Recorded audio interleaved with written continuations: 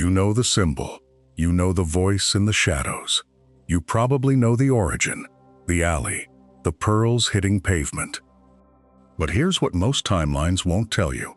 Which version is real? Was Bruce 8 years old or 10? Did he train for 7 years or 12? Did Ra's al Ghul teach him, or did Bruce refuse the League entirely?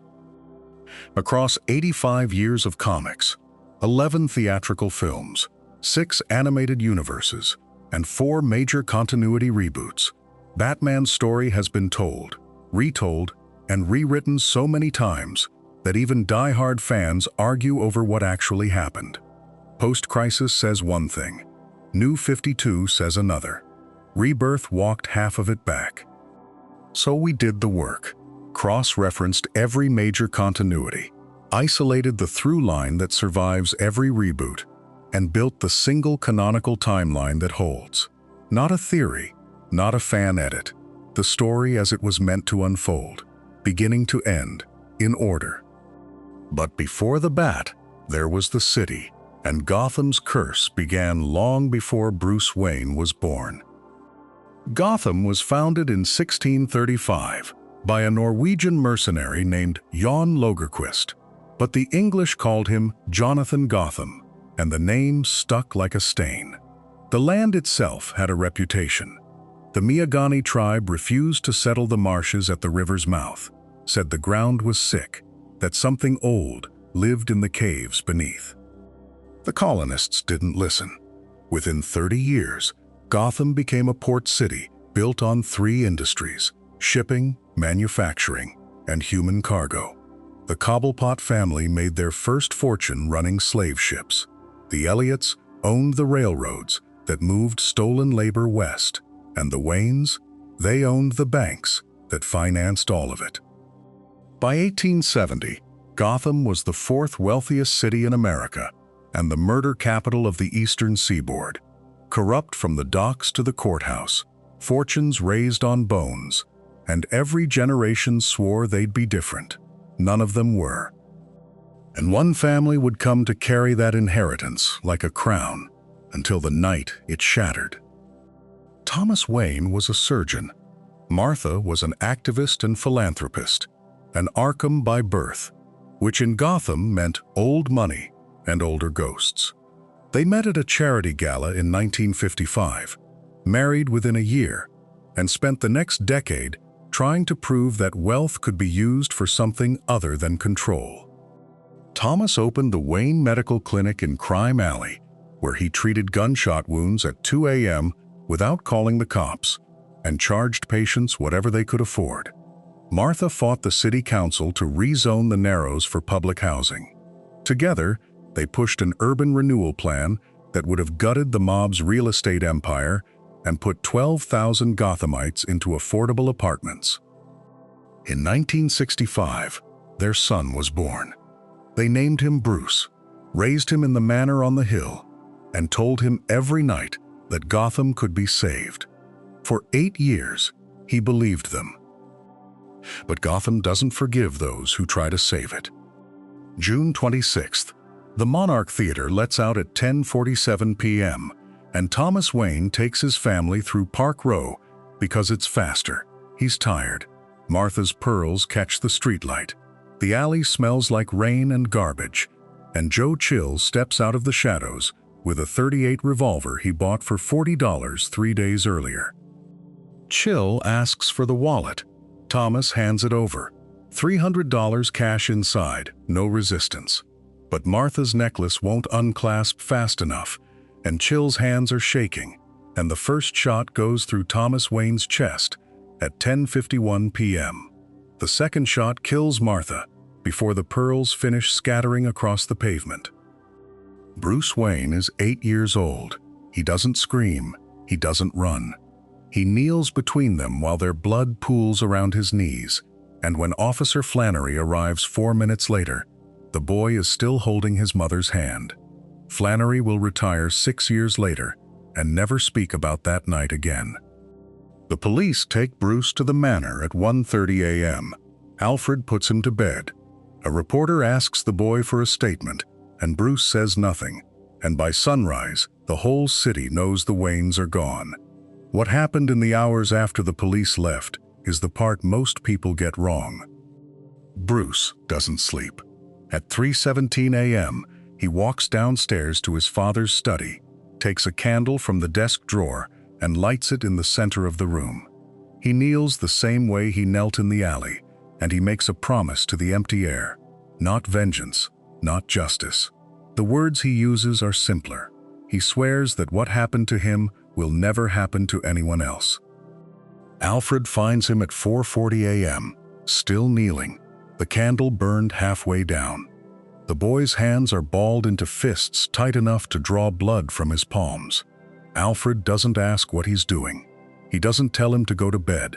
He watches from the doorway for 11 minutes, then closes the door and walks away. Bruce stays there until sunrise. When he finally stands, his knees ache, his throat is dry, and something in his chest has calcified into stone. He's 8 years old, and childhood is over. The psychologists will call it trauma. The comics will call it origin. But in that moment, it's just a boy, and a promise he doesn't know how to keep.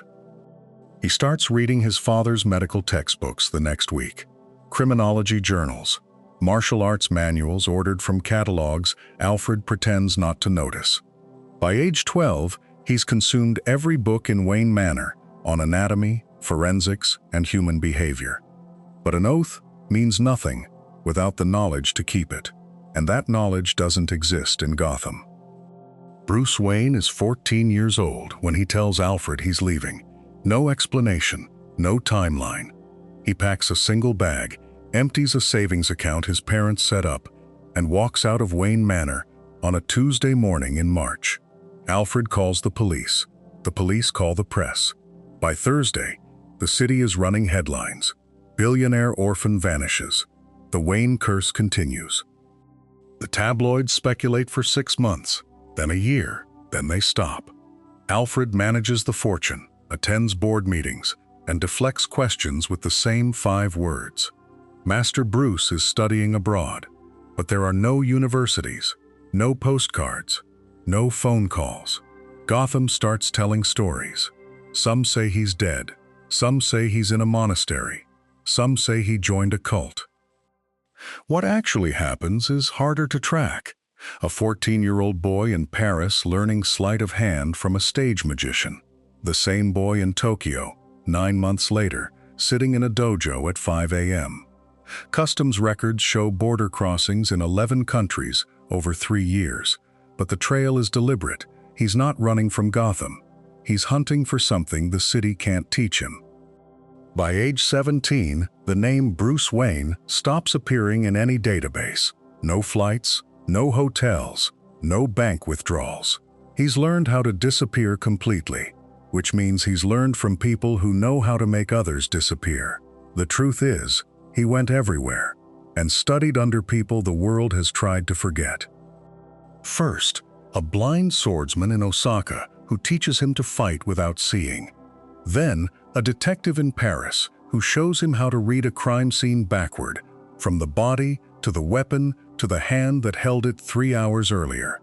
Bruce learns Muay Thai in Bangkok, forensic pathology in Berlin, escapology from a Romanian stage magician who once walked out of a straitjacket suspended over a frozen river. He studies with 26 instructors across 6 continents. Some teach him for 6 months, some for 6 days. Each one gives him a piece: how to pick a lock in 4 seconds, how to vanish in a crowd of 400, how to know when someone's lying by the way their pupils contract. He's building himself into something Gotham has never seen, one skill at a time. And then, in the mountains between Bhutan and Tibet, he meets the League of Shadows. They've been watching him.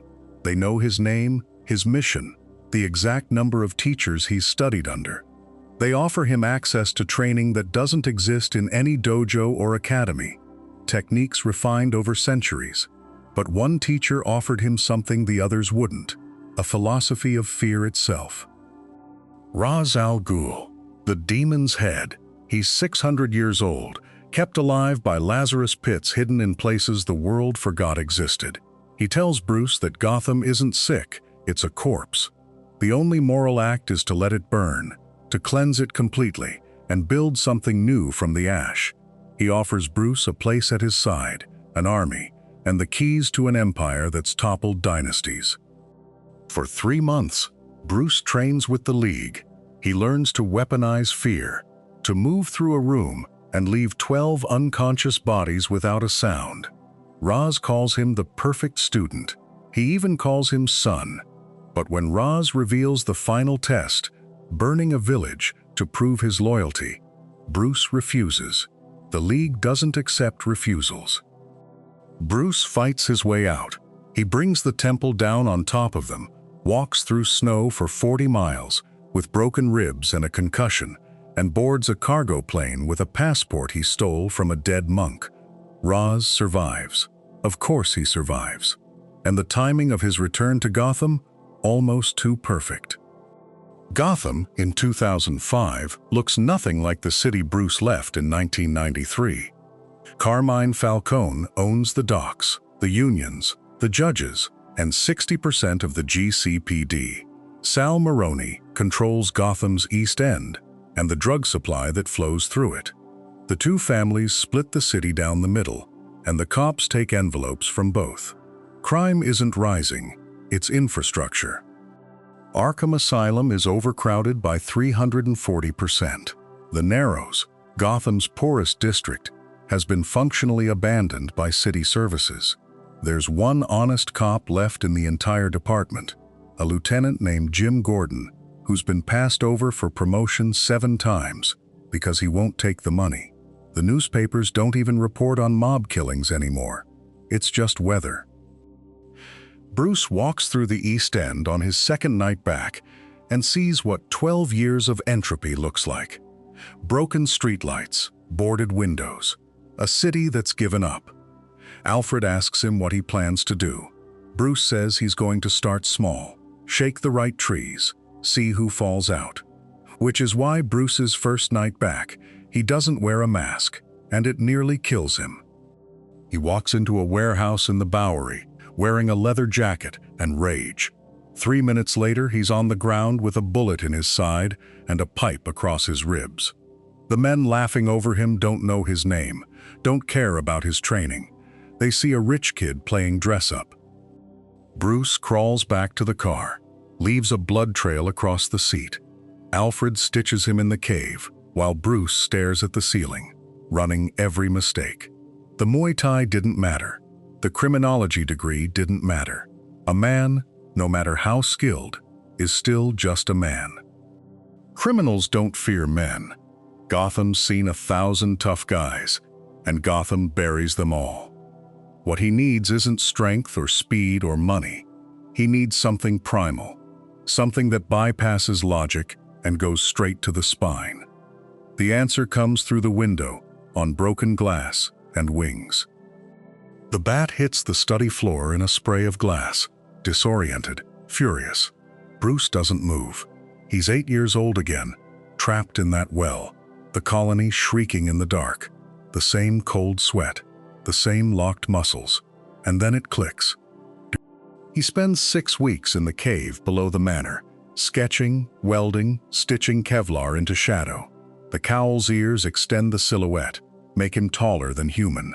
The cape's cut hides his body count, turns every movement into a question mark. Graphite reinforcement across the chest absorbs small caliber rounds. Gauntlets conceal razor-edged fins. Alfred watches him sew the last seam on the suit, asks if he's sure about this. Bruce pulls the cowl on for the first time, and when he looks in the mirror, he doesn't see his father's son. He sees something older, something Gotham will remember long after Bruce Wayne is dust. But a symbol means nothing until the city sees it bleed. The first 6 months are chaos. He breaks a rib stopping a mugging in Crime Alley, dislocates his shoulder, taking down a Falcone shipment at the docks. The suit holds, but the man inside is learning in real time. Gordon finds him on a rooftop in April. Gun drawn, doesn't pull the trigger. They don't shake hands. They don't trade names. Gordon just says the GCPD can't touch half the precincts anymore, and walks away. Falcone puts $500,000 on the Bat's head in June. Every small-timer in Gotham starts carrying a shotgun, jumping at shadows. The crime families fracture, unsure if it's a cop, a rival, or something worse. Maroni's lieutenants start disappearing. Shipments go missing.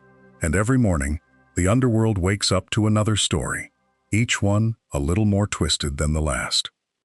By December, the myth is bigger than the man. Some say he's 7 feet tall. Some say he's a demon. Gordon knows better, but he lets the stories spread, because the stories do what badges can't. What comes next is the part that changes everything, because fear is contagious. Within 6 months, the first copycats appear. A jewel thief in a bird mask hits 3 penthouses in one night. A killer leaves riddles carved into his victims, daring anyone to solve them. The Penguin starts dressing his muscle in matching uniforms, turning protection rackets into performances. Batman forced Gotham's underworld into the spotlight, and it responded by putting on a show. The old families see their territory carved up by lunatics with themes. Maroni loses 2 warehouses to a man who only steals freeze-dried goods and leaves everything coated in frost. Gordon's detectives start calling it the Freak Beat, 41 costumed crimes in 8 months, each one stranger than the last. A woman controls plants, a man made of clay, someone who asks questions and kills you if you lie. The mask didn't just scare criminals, it gave them permission to become something worse, and one of them is watching from the shadows, keeping a list. The Red Hood gang hits Ace Chemicals on a Tuesday, 11:17 p.m. Security footage shows 5 men, all wearing the same crimson helmet, all moving like they've done this before. They're not there for money, they're rigging the vats. Batman arrives at 11:34. The leader, the one giving orders, sees him and runs, not toward the exit, toward the catwalks above the mixing tanks. There's a struggle. A railing gives, and the Red Hood goes over. The vat he falls into is Compound 672, a bleaching agent mixed with industrial solvents. When he surfaces 40 yards downstream in the outflow pipe, his skin is chalk white, his hair is green, and he's laughing. 3 days later, a comedy club on Dixon Street burns. 12 dead, all of them smiling, all of them poisoned with a compound the medical examiner can't identify. The only witness describes a man in a purple suit who told jokes while people died. But here's the detail everyone missed at the time. He'd been in Gotham before.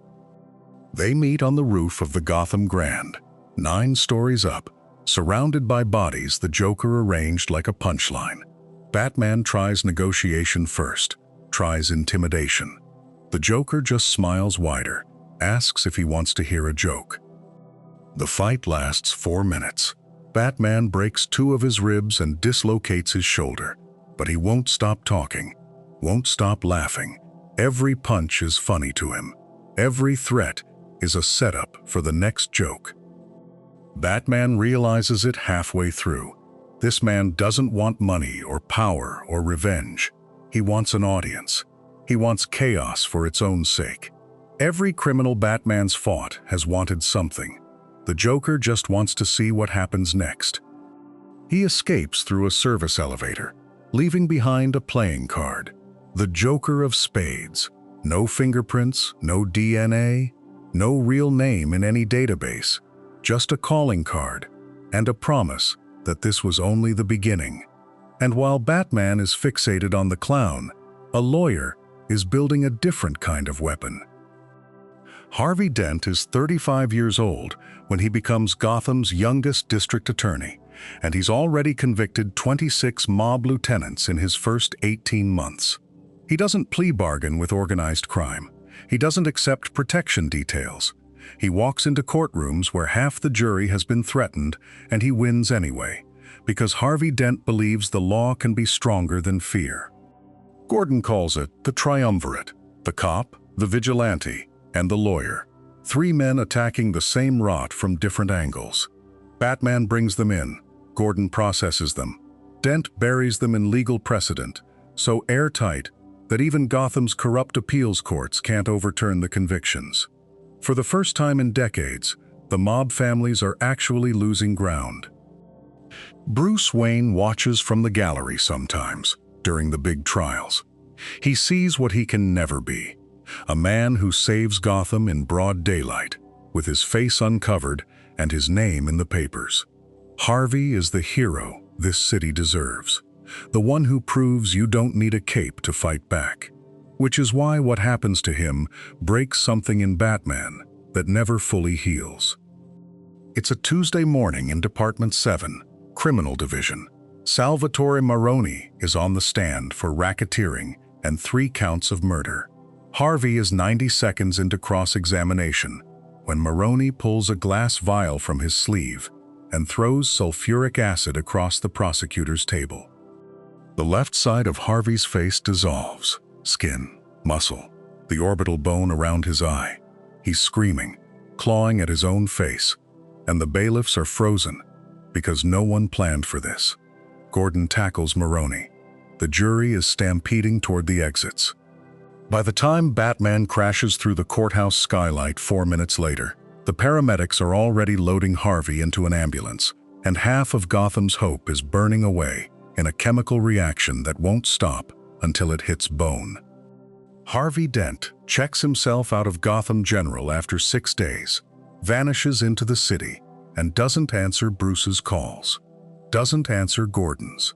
The apartment in Old Gotham stays dark for 7 months. What he becomes in the months of silence is a reflection Batman refuses to look at. Two-Face kills his first victim on a Tuesday because Harvey Dent was destroyed on a Tuesday, and now everything is binary. The coin decides. Scarred side, you die. Clean side, you live. He's murdered 11 people in 3 weeks, half of them mobsters who walked free on technicalities, half of them cops who took bribes. The pattern is perfect. The duality is absolute. Batman finds him in the old courthouse on 7th, the building where it happened, and Harvey won't stop talking about balance. Good and evil, order and chaos, the man he was and the thing he's become. He flips the coin before every sentence, lets chance decide whether he answers or attacks. Bruce tries to reach him, tries to remind him of the cases they won together, but Harvey just holds up the coin and asks which side Bruce thinks he's on. The arrest happens on the 22nd floor of a building with 22 windows. Two-Face doesn't resist once the coin tells him to surrender. He's in Arkham by morning, and Bruce Wayne funds a reconstructive surgery that Harvey refuses 2 times before finally accepting. The doctors repair 40% of the damage. Harvey takes one look in the mirror, flips the coin, and scars the right side of his face to match. And the pattern continues. Every victory seems to birth a new nightmare. Within 18 months, Arkham Asylum goes from housing 47 inmates to 212. Edward Nygma leaves the GCPD crime lab after his puzzle-obsessed performance reviews, and resurfaces as the Riddler, planting elaborate death traps across the Diamond District. Jonathan Crane loses his university tenure over unethical fear experiments and becomes Scarecrow, dosing entire city blocks with his toxin to study mass panic responses. Pamela Isley breaks out of a Wayne Enterprises black site after being used as a test subject for plant-human hybridization and declares war on Gotham's industrial core as Poison Ivy. Victor Fries robs 6 laboratories in 4 weeks, stealing cryogenic equipment to keep his wife Nora frozen, leaving 11 guards with 3rd-degree frostbite. The pattern is undeniable. Each one escalates because Batman exists. The Riddler doesn't just rob banks. He forces Batman to solve the riddle, or people die. Scarecrow doesn't fear ordinary citizens. He studies Batman's reaction to the toxin. They're performing for an audience of 1. Commissioner Gordon sees it. Alfred sees it. Even some of the inmates see it.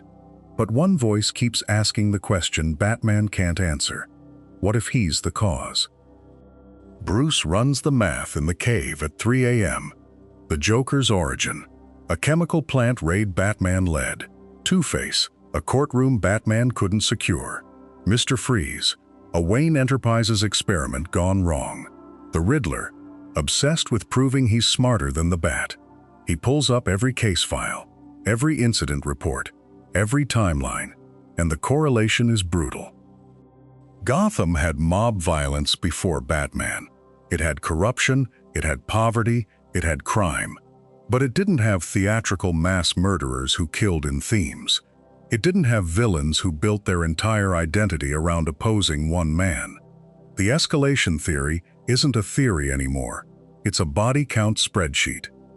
Alfred doesn't argue, doesn't lecture. He just sets down the tea and says 6 words. When does the experiment end, sir? Bruce has no answer. He's saved 1,847 lives in 3 years. The GCPD data confirms it. But he's also created a new species of criminal, and they're killing faster than he can stop them. The moral calculus breaks every way he turns it. The answer walks through the door in a red vest and green shorts. Haley's Circus sets up in Robinson Park on a Tuesday in June. The Flying Graysons are the closing act. John, Mary, and their 12-year-old son Dick performing a triple somersault 60 feet above the crowd with no net. Tony Zuko, a mid-level extortionist, has asked Haley for protection money. Haley refused. Zuko's solution is a hacksaw and 90 seconds of unsupervised access to the rigging. The rope snaps 40 feet up. John Grayson grabs for the platform and misses. Mary reaches for her husband and falls with him. Dick is already in the air when it happens, completes the somersault, and lands on the far platform alone. The crowd hears the impact before they process what they've seen. Bruce Wayne is in the 3rd row. He watches a child become an orphan in 4 seconds, and the cave, the mission, the guilt all vanish. What's left is a 9-year-old boy standing in the rain outside a burning theater, watching his world end. Dick Grayson is taken into custody by social services that night. Bruce files the emergency foster paperwork by noon the next day. Alfred calls it trauma bonding. Lucius calls it projecting. Gordon calls it dangerous, and makes a decision that every ally will later call his most selfish or his most human. Dick Grayson moves into Wayne Manor 3 weeks after the funeral. Bruce tells Alfred it's temporary, a placement until social services finds a proper home. Alfred doesn't argue. He just sets a second place at the table and watches Bruce teach a 12-year-old how to fall without breaking his wrists. The training starts gentle. Gymnastics, balance, observation. Then Dick finds the cave on his own, and the conversation shifts. Bruce tries to explain why a child can't do this. Dick asks why Bruce could. There's no good answer to that, so Bruce gives him a uniform instead. Red, yellow, green. The colors his mother wore the night she died. Robin's first night in Gotham, he talks through the entire patrol, cracks jokes mid-fight, flips off a 4-story drop just to prove he can, calls a mugger chum before knocking him cold. The criminals don't know what to make of it, neither does Batman. But for the first time in 7 years, the comms aren't silent. Gordon spots them together on a rooftop in the Bowery, the cape and the bright streak beside it, and he doesn't call it in. Montoya asks why. He says some fights are too dark to do alone, which is exactly when the enemy who's been planning since the beginning makes his move. Ra's al Ghul returns to Gotham 9 years after Bruce walked away from the League of Shadows. Not with an army, with blueprints. Geological surveys of the fault lines beneath the Narrows, the financial district, Robinson Park. A plan to collapse the city into itself as demonstration, as sermon, as punishment for the student who said no. Talia arrives 6 days before her father. She meets Bruce at a charity gala, dances with him twice, and by the 3rd glass of wine, she's asking about the boy in the red suit. Bruce deflects. She smiles, and says her father always respected his compassion, even when it made him weak. The word hangs there. Weak. She leaves her number on the bar. The first tremor hits the East End at 11:47 p.m. Minor, 3.2 magnitude, written off as subway construction. The second hits Crime Alley 90 minutes later. Batman traces the seismic signature to explosives buried in 14 locations across the city's oldest infrastructure. The charges are league-made, precision-cut, and according to the timer, Lucius pulls from the first site, set to detonate in 19 hours. Ra's meets him on the roof of Wayne Tower at dawn. He says Gotham is a cancer, and cancers must be cut out. Bruce says he'll stop him. Ra's says he already has, that Bruce wasted the night diffusing decoys while the real charges were planted elsewhere. He's been in Gotham for 3 weeks, but what Ra's doesn't know is that Gotham has already survived one apocalypse and recorded it.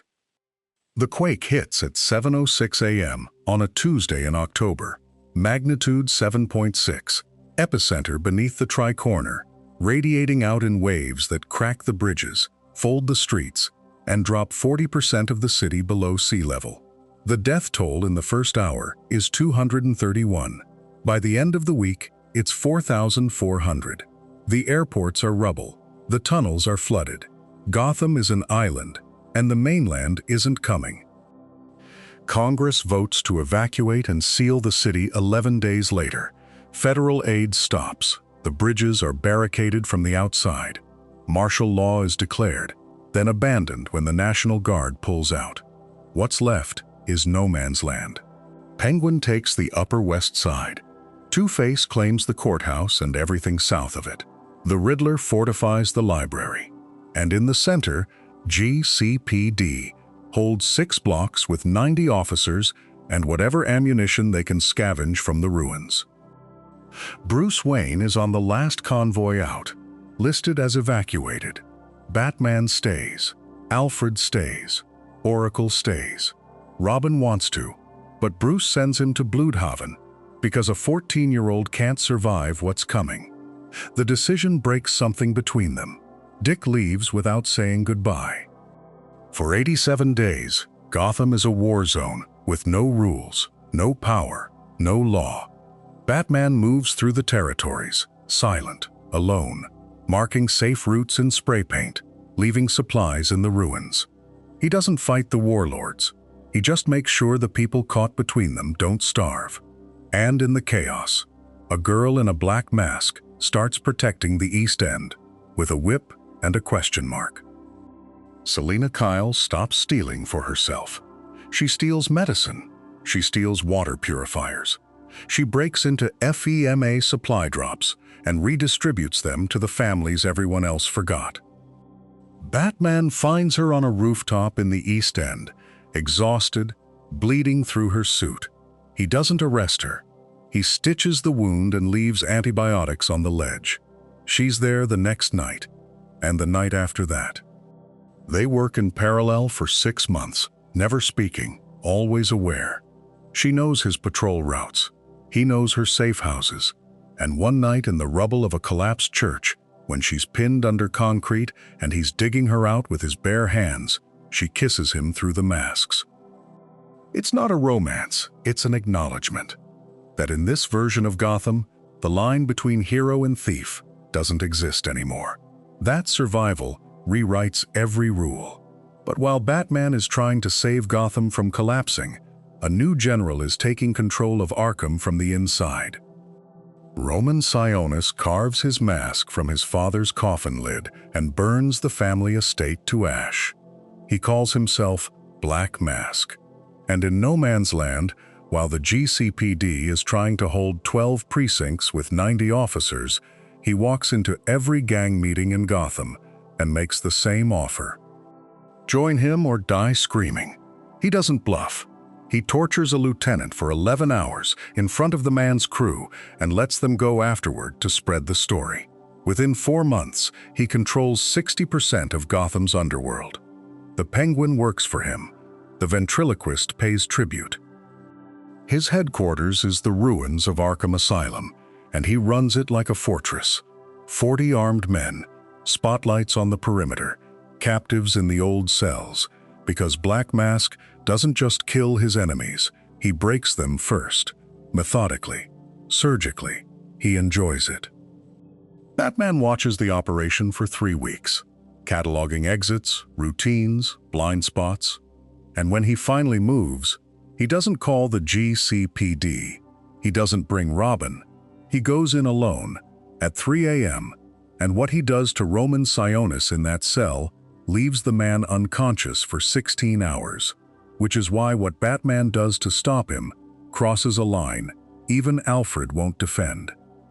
Dick Grayson finds Bruce in the Batcave at dawn, knuckles raw, suit torn, staring at the wall. The interrogation went too far. Black Mask gave up 7 hostage locations, but only after Batman broke 3 ribs and dislocated his jaw. All 7 hostages were recovered alive. Dick asks if it was worth it. Bruce doesn't answer. Alfred sets the medical kit on the table and walks out without a word, because No Man's Land is eroding something essential. The rules that kept Batman from becoming the thing he hunts are fraying. Oracle pulls the audio logs from Bruce's cowl and archives them without comment. Tim Drake hears the screaming through the comm and goes silent for 2 days. And when the Bat family finally regroups in the clock tower, no one says it out loud, but everyone knows. Gotham is changing Bruce. He's harder now, faster to violence, slower to justify. Dick starts questioning orders. Barbara starts building contingencies, and the distance between them grows, inch by inch, until the foundation cracks. And the timing of what happens next? Almost too perfect, because a new Robin is about to be forged in anger. Jason Todd steals the wheels off the Batmobile in Crime Alley.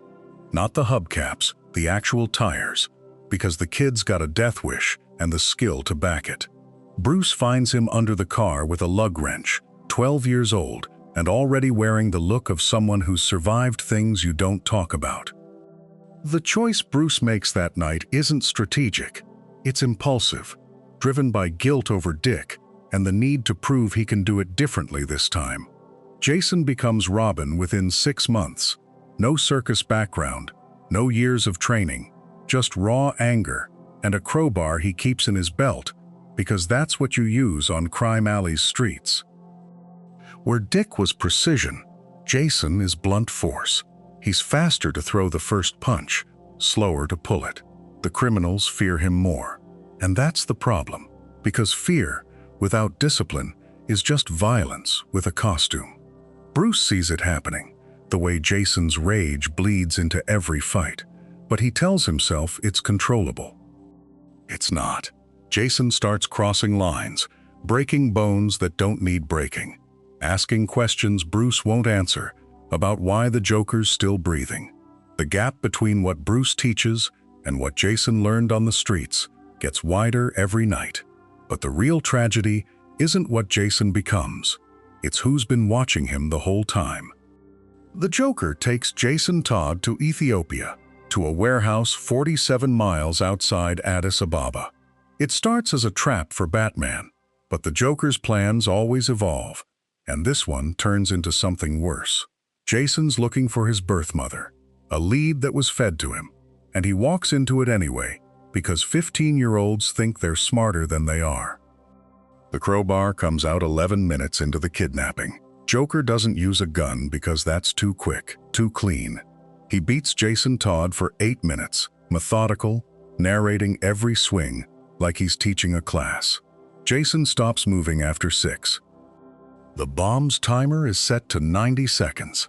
Jason's mother is locked inside with him, betrayed him for drug money, and now she's trying to shield his body when the warehouse detonates. Batman is 400 yards away when the explosion hits.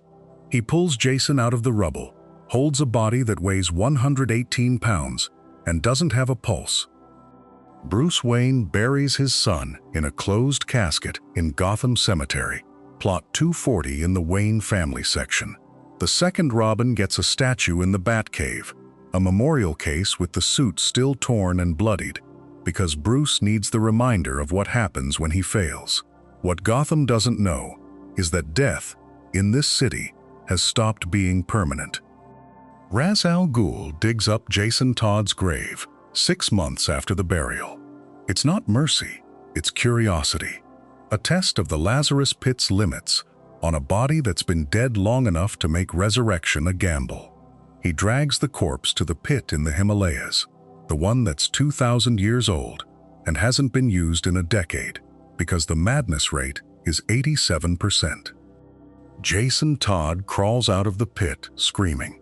The water burns green in his veins, repairs the shattered bones and the brain damage, but it doesn't repair what death did to his mind. He remembers everything: the crowbar, the bomb, Bruce's face in the rubble, and he remembers Bruce didn't kill the Joker after. Ra's trains him for 2 years in the League of Assassins, watches him become something Bruce never intended. Jason learns every technique Batman refused to teach him: the killing strokes, the poisons, the philosophy that some people don't deserve second chances. When he's ready, he goes back to Gotham, wearing a red helmet and carrying guns Batman would never touch. The Red Hood operates in Crime Alley first, executing drug dealers and leaving bodies as messages. He knows Batman's patrol routes, his response times, every weakness in the Bat family's communication. He's not trying to replace Batman or oppose him. He's trying to prove Bruce was wrong, that Gotham needs someone willing to do what Batman won't. And while Bruce is haunted by the son who came back wrong, another son is being trained in secret.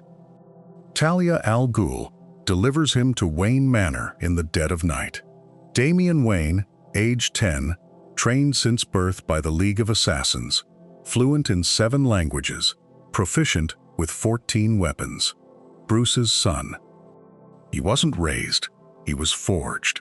Every combat drill designed to produce the perfect heir to Ra's al Ghul's empire. Every lesson stripped of mercy or hesitation. Talia kept the pregnancy secret for a decade, then sent the result to Gotham, like a loaded gun with Bruce's name engraved on the handle. Damian doesn't ask to be Robin. He informs Batman he's taking the mantle because bloodline trumps adoption, and he's already killed more men than Dick Grayson has saved. The League taught him that compassion is weakness, that his father's code is the reason Gotham still bleeds. Which forces Batman to answer the question he's avoided since Jason died. Can he ever train a child again? Tim Drake was 13 when he showed up at Wayne Manor with a folder full of evidence. Photographs tracking Batman's movements, newspaper clippings cross-referenced with Dick Grayson's tour schedule, a frame-by-frame analysis of Robin's quadruple somersault captured on grainy Gotham news footage. He'd cracked the secret when he was 9 years old. He didn't want revenge or a surrogate father. He wanted to save Batman from himself.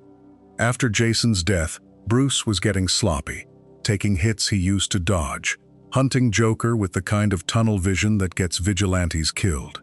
Tim saw the pattern and understood what Gotham couldn't afford to lose. Bruce said no 47 times, by Tim's count. But the kid kept showing up with case files Batman had missed, connecting dots the world's greatest detective had overlooked in his grief. He earned the suit through pure intellect, proving he wasn't another orphan looking for a war to fight. He was a detective who happened to be 13. But here's the detail that still doesn't make sense. Why Bruce allowed it after swearing never again. Because by the time Tim Drake put on the cape, Batman wasn't alone anymore. Barbara Gordon had already transformed her paralysis into Oracle, building an information network that made her more dangerous in a chair than she ever was as Batgirl. Stephanie Brown took the Robin mantle for 71 days before Bruce fired her, then came back as spoiler anyway. Cassandra Cain arrived next, raised by assassins but choosing Gotham, becoming the Batgirl who could read body language like a native tongue and take down 8 opponents in 4.2 seconds without making a sound.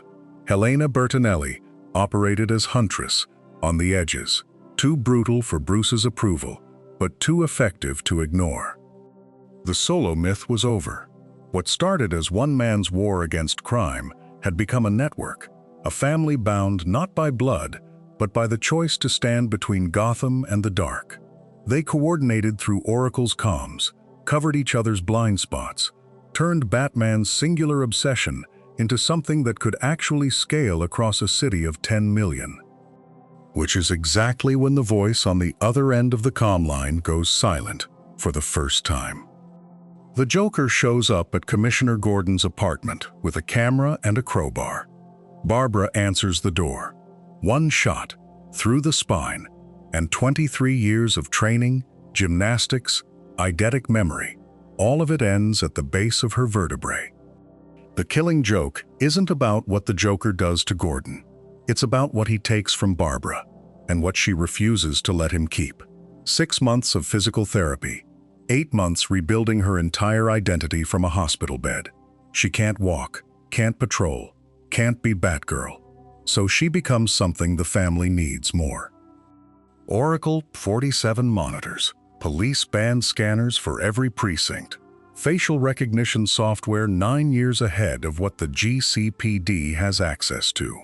She's the voice in every comm, the eyes on every rooftop camera. The reason Robin knows there's a sniper on the water tower before he rounds the corner. The woman who could leap across Gotham's skyline now sees every inch of it at once. And the timing of the next attack makes it clear someone is studying the family's weak points. Tommy Elliot was 8 years old when he cut the brake line on his parents' car. Bruce Wayne was in the vehicle behind them, watched the whole thing happen. Thomas Wayne saved Tommy's mother on the operating table that night. Tommy never forgave him for it. 30 years later, he comes back as Hush, and the campaign is surgical. He knows Bruce's safe houses, his scheduling patterns, the 19 people in Gotham Bruce Wayne actually cares about. Riddler feeds him intel. Clayface wears Bruce's face. Scarecrow doses the water supply in Wayne Manor's district. Every move is designed to isolate Batman from the resources that keep him human. He stages a scene where it looks like Jason Todd is alive. He manipulates Catwoman into questioning whether Bruce has been using her. He puts Harvey Dent in a position where saving him means letting 4 hostages die.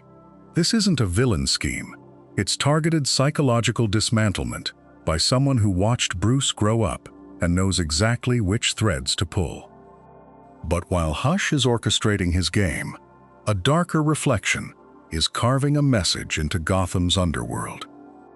Arkham Asylum was built in 1921 by Amadeus Arkham, on the grounds where his mother was institutionalized, where she died, where he later killed his own patients with his bare hands. The foundation is limestone carved with symbols no one at the city planning office could identify. The East Wing sits on a native burial ground that predates Gotham by 400 years.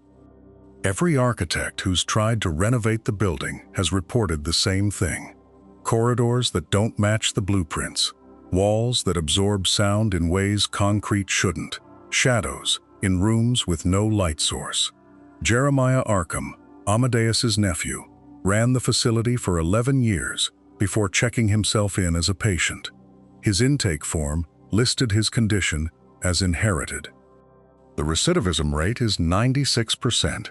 Inmates who are transferred to Blackgate describe Arkham like it had a will, like it wanted them back.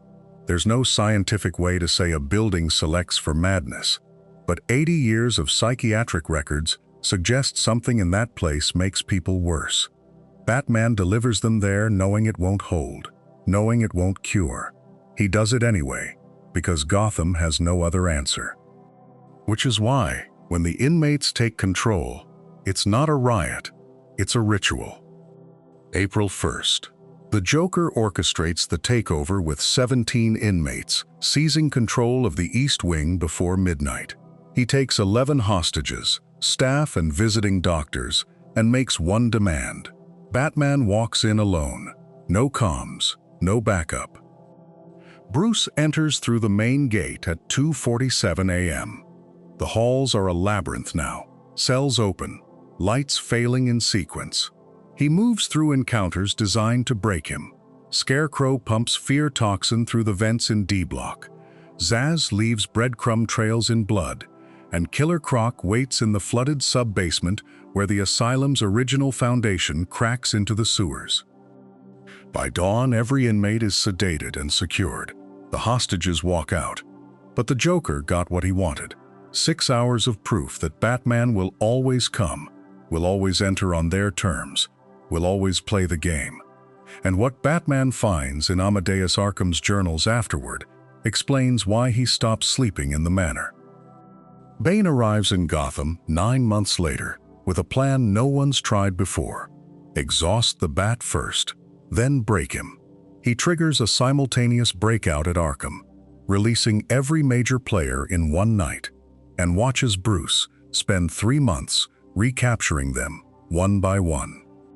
By the time Bane confronts him in Wayne Manor, Bruce has been running on 90 minutes of sleep a night for 11 weeks. The fight lasts 4 minutes.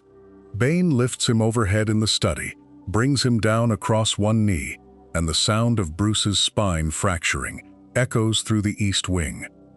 The press gets the photo, Batman's broken body being loaded into an ambulance at dawn, cowl removed by paramedics, cape dragging in the gravel. Gotham sees its protector carried out on a stretcher, and for the first time, the criminal underworld believes he won't be coming back. But here's the part most people get wrong. Who takes up the cowl isn't Bruce's choice. Jean-Paul Valley makes the decision himself. Azrael becomes Batman while Bruce is still in surgery, and the transition takes 72 hours before anyone in the Bat family realizes it's already happened. Valley redesigns the suit immediately. More armor plating, retractable claws, flamethrowers in the gauntlets. Within 2 weeks, Gotham notices the difference. This Batman breaks bones with intent, leaves criminals in the ICU, and doesn't pull punches when someone runs. He lets a drug dealer fall 4 stories and calls it justice. The GCPD's incident reports shift from suspect apprehended to suspect hospitalized, and Commissioner Gordon stops turning on the signal after 11 p.m. Street-level crews start changing behavior. They don't run anymore. They surrender on sight, hands up before the fight even starts. Gotham's underworld learns to fear the Bat, the way it used to fear the mob, and that fear spreads faster than any crime wave Bruce ever stopped. Which is exactly when Bruce realizes the cowl isn't just a symbol. It's a responsibility he can never hand off. Bruce spends 6 months relearning everything. The shattered spine heals wrong the first time. Has to be rebroken, reset. He trains in isolation with Shiva, with the best physical therapists money can buy, with monks who teach him to move through pain instead of around it. The body comes back slower than the mind, but the mind is what matters. When he finally confronts Azrael in the cave, it's not a fight, it's a demonstration.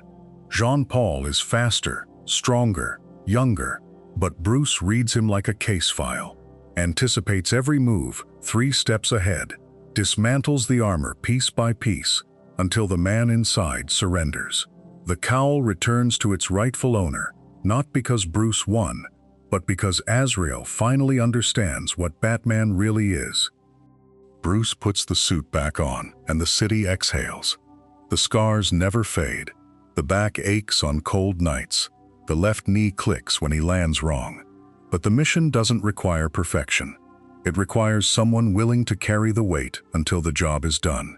And while he's been gone, the Riddler has been building something in the shadows that will redefine what it means to be a detective. This happens in the early years, before Robin, before most of Gotham even believes Batman is real. Edward Nygma hacks the power grid, shuts down every light in the city for 9 days straight, and turns the entire metropolis into a puzzle box. Street corners become riddles, intersections become death traps, and every answer leads to 3 more questions. Bruce has to solve it all in the dark. No oracle, no backup, no bat computer running probabilities. Just him, a notepad, and the realization that the Riddler isn't trying to kill people, he's trying to prove he's smarter than the Bat. Every trap has an exit. Every riddle has a solution.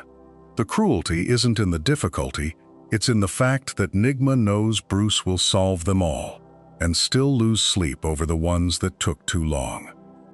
By day 7, Bruce cracks the pattern. By day 9, he's standing in the power station with the master override in his hand and the Riddler on a monitor screen, smiling. The lights come back on, the city wakes up, and the Riddler vanishes into Arkham without a fight because he already got what he wanted. Proof that Batman's greatest weapon isn't his fists, it's his mind. But the real question isn't how Batman stops him, it's why the Riddler lets him. It starts on Halloween. A body shows up at the Falcone estate, shot once in the head, a jack-o'-lantern left at the scene. Then Thanksgiving, then Christmas, then New Year's. Every holiday, another corpse, another family member, another piece of Gotham's criminal empire carved away. They call the killer Holiday, and for 12 months straight, the entire underworld holds its breath, waiting for the next calendar page to turn. Batman works the case alongside Jim Gordon and Harvey Dent, back when Dent still had 2 faces, and one of them was honest. They form an alliance, an unspoken pact. The cop, the lawyer, and the vigilante, all trying to save a city that doesn't want saving.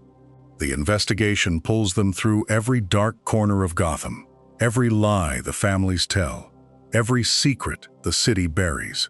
And the deeper they go, the more Harvey starts to crack. The killer turns out to be Alberto Falcone, the Don's son, the one everyone underestimated. But by the time they figure it out, the damage is done. The crime families are at war. Dent's sanity is hanging by a thread, and trust between the 3 men shatters the moment they realize they've all been keeping secrets. Batman walks away from the case, knowing he saved no one, that every victory just tightened the noose, and the pattern continues. Every time Batman saves Gotham, someone new rises to fill the vacuum. Oswald Cobblepot started as the punchline nobody feared, short, round, mocked for the umbrella he carried and the way he waddled through Gotham's back rooms. But while the loud rogues chased Batman across rooftops and landed in Arkham cells, Oswald did something none of them thought to try. He read the room, and he learned that power in Gotham isn't stolen, it's laundered. He opened the Iceberg Lounge, a nightclub sitting in plain sight, and turned it into the beating heart of the city's underworld.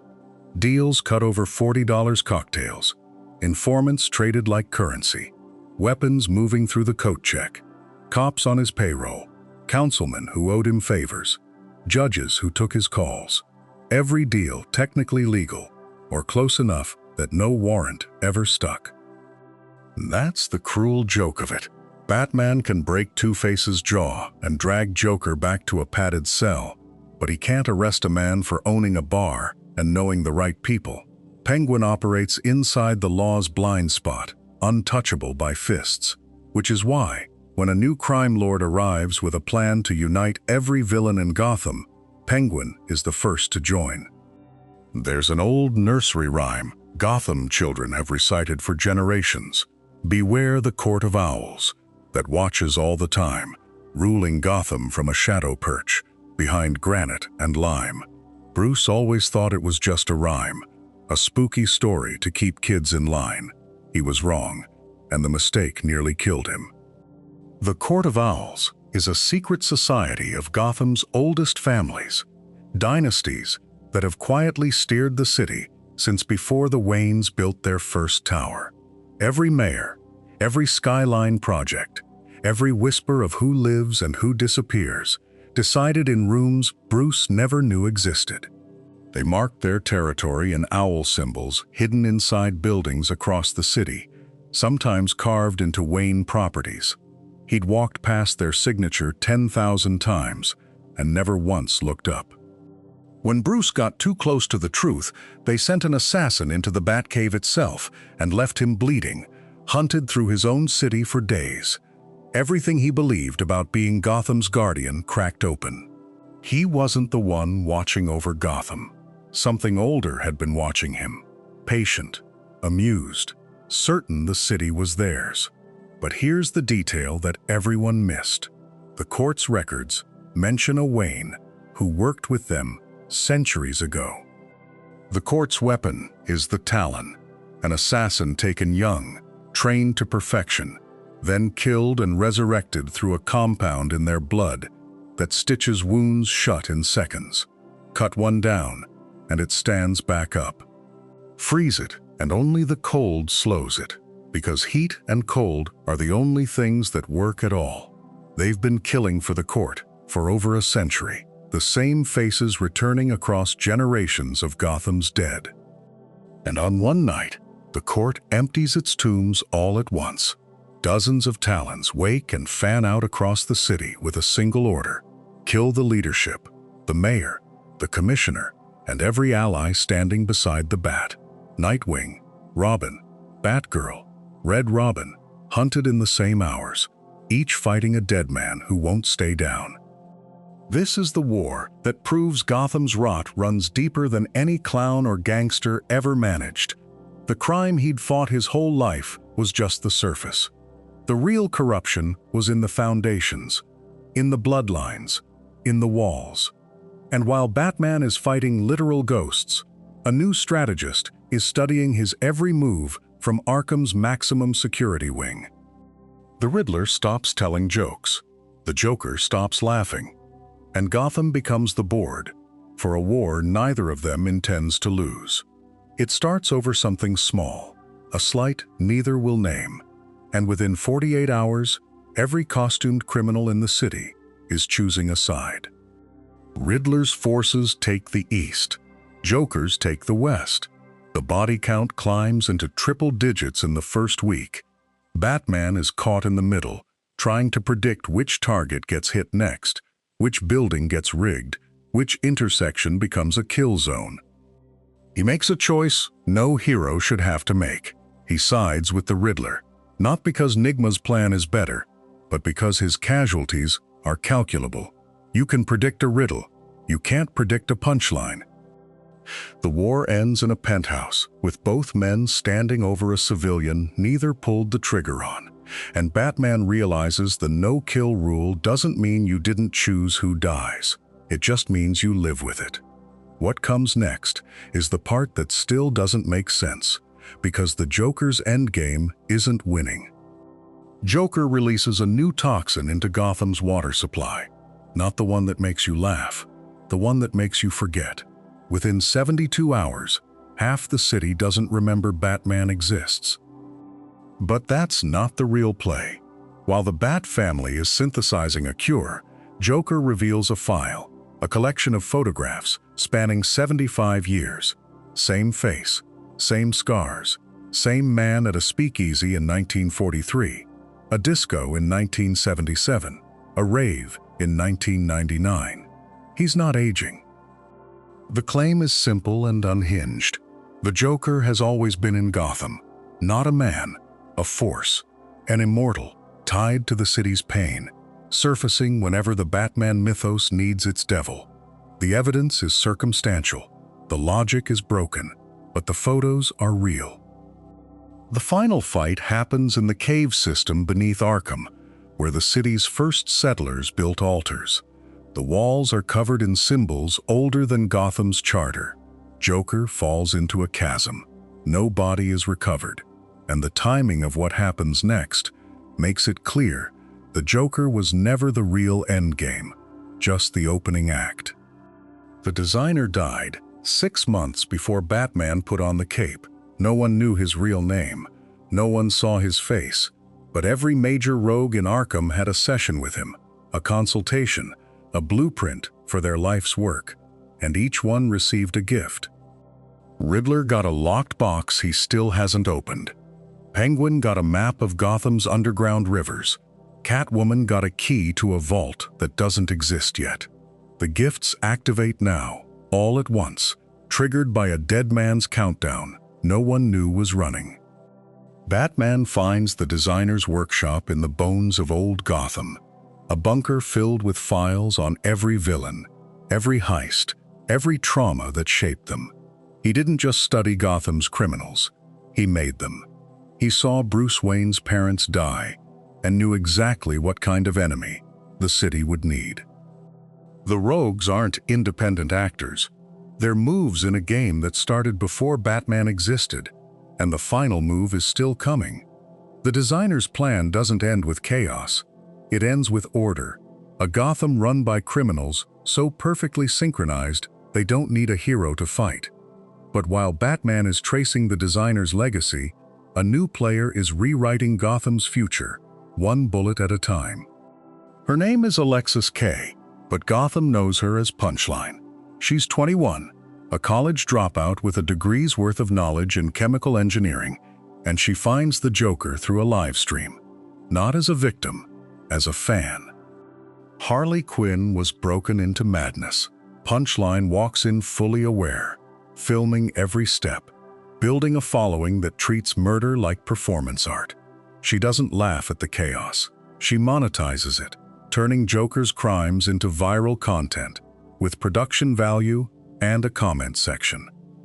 Batman's fought sidekicks before, but never one who understands that in 2020, influence is currency. Punchline doesn't need a mallet. She has 80,000 followers who believe the Joker is a misunderstood artist, and she's teaching them that Gotham's real problem isn't crime, it's the vigilante who keeps interrupting it. She's methodical where Harley was impulsive, calculating where Harley was reactive. The toxin she synthesizes for Joker during the Joker War arc puts 6 city blocks into cardiac arrest. She does it without flinching, uploads the footage, and gains 12,000 subscribers in an hour, which forces Batman to confront the uncomfortable question: what happens when the next generation of Gotham's villains is smarter than the last? Scarecrow's been quiet for 9 months, working in a clock tower safehouse the city forgot existed. When he resurfaces, he's not targeting individuals. He's targeting infrastructure, pumping aerosolized fear toxin into Gotham's water treatment facilities. It's subway ventilation, it's hospital air systems. This isn't the hallucinogenic strain from Arkham Asylum. This is neurochemical rewriting. Victims don't see their fears, they become them. A claustrophobic transit worker seals himself in a locker and dies of dehydration. A mother with a spider phobia claws through her own walls, looking for webs that don't exist. The effects don't fade in 6 hours. They don't fade at all. Within 72 hours, Gotham's emergency services collapse. Police won't respond to calls in certain districts. Hospitals turn away patients because the staff won't leave the break rooms. Mayor Nakano declares martial law, but the National Guard troops sent in are breathing the same air, seeing the same shadows. Oracle runs the numbers and finds the pattern Batman doesn't want to see. Gotham isn't traumatized by the attack. It's been traumatized for 80 years, and Scarecrow's toxin is just making the city feel what it's always been. A place that rebuilds after every catastrophe, not because it's resilient, but because it's addicted to the cycle. And while the city is drowning in fear, a new Batman is being built in a lab, one that doesn't bleed. Failsafe is 7 feet of titanium and carbon fiber, powered by a quantum processor running 4 million threat assessments per second. Bruce built it in secret after Alfred's death, programming it with one directive: if Batman kills, Failsafe activates and stops him by any means necessary.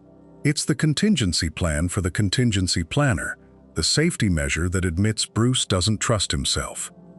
The trigger is a false positive. Penguin's body is found in the Iceberg Lounge with a batarang through the chest, and Failsafe's sensors read it as a Wayne Enterprises prototype. The robot doesn't investigate further. It executes protocol. Within 11 minutes, it's put Nightwing in a coma, shattered 4 of Red Hood's ribs, and uploaded every secret identity in the Bat family's network to its encrypted servers as leverage. Bruce can't shut it down because he built it to be unstoppable, immune to hacking, EMP-proof, fast enough to dodge bullets and strong enough to tear through the Batcave's reinforced walls. The family scatters across Gotham, and for the first time in the timeline, they're not hunting a villain. They're running from Batman's idea of justice, a version with no mercy subroutine and no off switch. Oracle finds the frame job in 6 hours. The Batarang was planted, the murder staged by a rising crime lord testing whether Batman could be weaponized against himself. By the time Bruce reaches Failsafe's core processor to input the shutdown code, the robot has already adapted, rewriting its own parameters to classify Bruce as a threat for building something this dangerous in the first place. But here's the part that changes everything. The malfunction wasn't an accident. Zur-Anar isn't a place. It's a persona, a backup consciousness Bruce Wayne embedded in his own mind years ago as insurance against psychic attack or mind control. The protocol was designed to activate if Bruce's primary personality was ever compromised, replacing him with something colder, faster, more relentless. A Batman without hesitation. When it triggers, Bruce doesn't black out. He's still there, trapped behind his own eyes, watching as Zur-Anar takes the wheel. The backup personality operates with surgical precision, no empathy to slow its decisions, no trauma to second-guess its methods. It sees threats and neutralizes them. It doesn't recognize allies, only variables. Alfred's voice doesn't register as a friend. Dick's presence calculates as interference. The Zur-Anar protocol was built to protect Bruce Wayne, but it has no concept of who Bruce Wayne actually is beyond the mission. It's everything he feared he'd become if he ever stopped being human. And the timing of the next attack makes it clear someone has been waiting for Bruce to fracture. The Joker doesn't rob banks anymore. He steals the entire Wayne fortune in a single coordinated strike, draining accounts, seizing assets, liquidating holdings faster than Bruce's attorneys can file injunctions. In 72 hours, the Joker becomes Gotham's largest private landowner. He owns the towers, the bridges, the utility grids. He owns the city. What follows is a week-long siege. Joker toxin in the water supply, Jokerized henchmen patrolling every district, the Batcave's backup systems remotely compromised because the Joker had access to Wayne Enterprises' R&D for just long enough. Bruce fights in a borrowed costume with scavenged gear. No satellite uplink, no reinforced armor, no escape routes pre-planned into every building. He's stripped down to reflex and will. By the time Lucius Fox and the Bat family help him reclaim partial control of his assets, the illusion is shattered. The money was never the power. It was the safety net, the buffer that let Bruce pretend he was still just a man in a suit. What comes next is the question Bruce has avoided since that night in the alley. Who is he without the resources? Kwa Khan trained in the same temples Bruce did, studied under the same masters, learned the same 127 forms of combat. They sparred in Nanda Parbat, compared notes in Shanghai, tested each other's limits in Bhutan. The difference is that Kwok never made a promise to his dead parents. He became a vigilante because he's good at it, not because he needs to be. Ghostmaker operates without a code. He kills when it's efficient, spares when it's useful, and measures success in metrics Bruce refuses to track. Recidivism rates, cost per intervention, lives saved per hour of patrol. He's everything Batman could have been if Bruce had chosen results over principles. And he's in Gotham now, cleaning up crime scenes before Batman arrives, solving cases Bruce hasn't even opened yet. They're equals in skill, opposites in philosophy. Kwawa sees Bruce's no-kill rule as a vanity project, a way to feel morally superior while Gotham burns. Bruce sees Kwawa as a cautionary tale, proof that without the code, you're just another killer with a mask. The arguments are old, rehearsed since their training days, but the stakes are higher now. Every move Kwawa makes forces Bruce to justify a decision he made at 25 and has never reconsidered. But while Bruce is defending his philosophy, A new threat is emerging from the one place he never thought to look, his own family tree. The Mobius chair doesn't lie.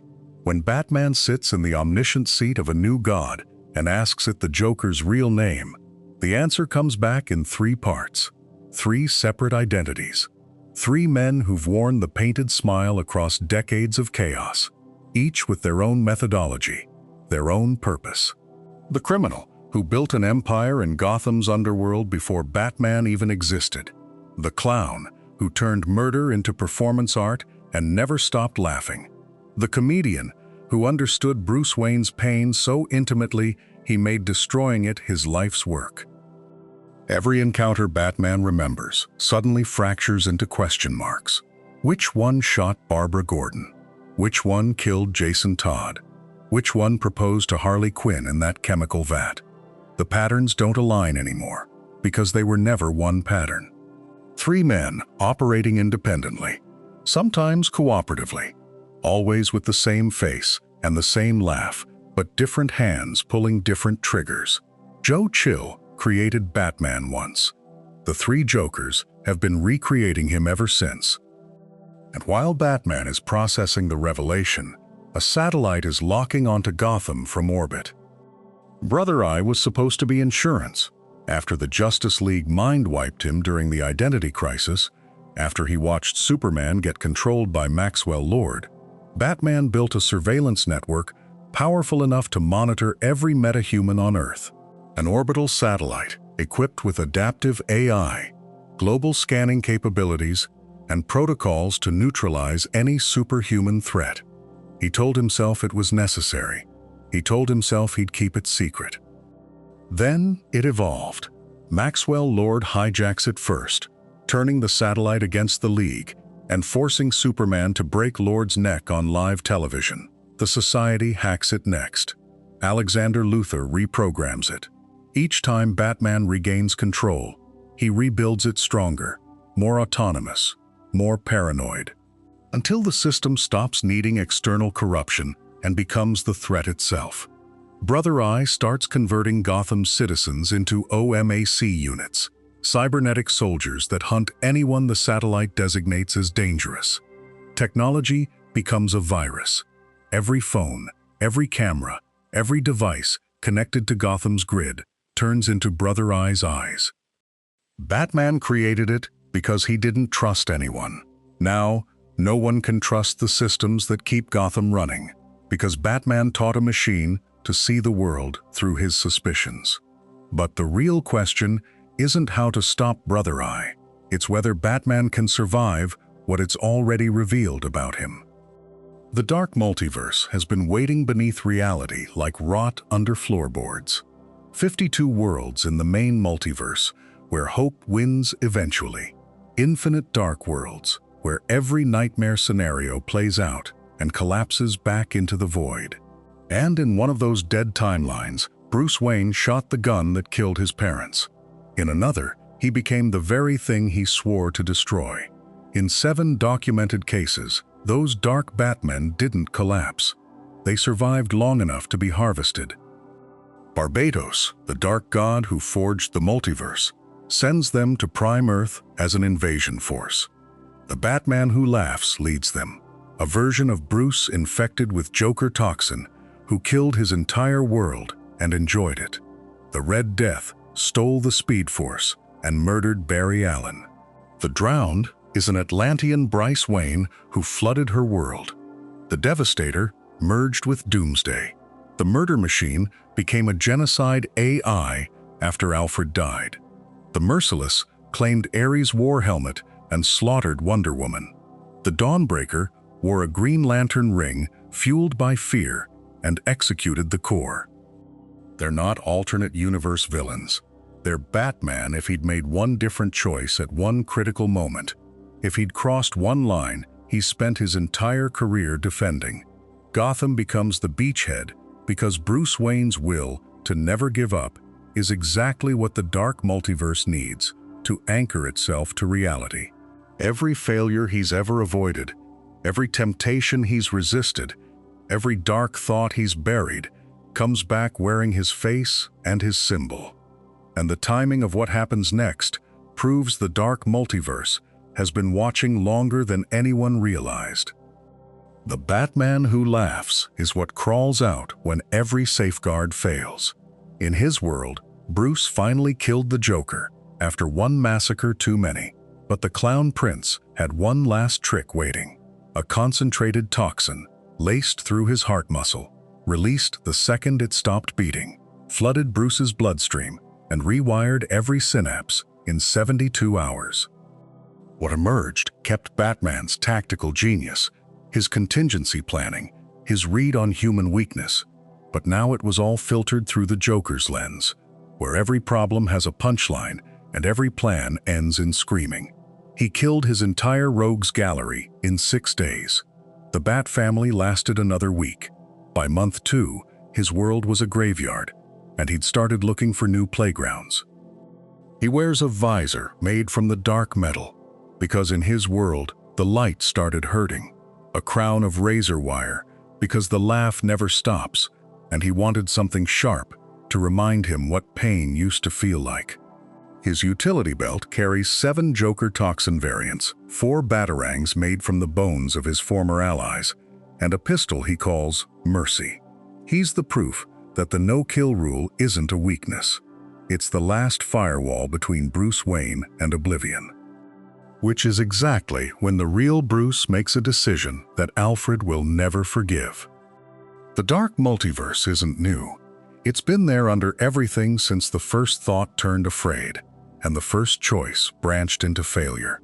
Every time Bruce considered crossing the line, every moment he hesitated a half-second too long, every plan that almost went wrong spun off into the dark and kept going. Those failures didn't disappear.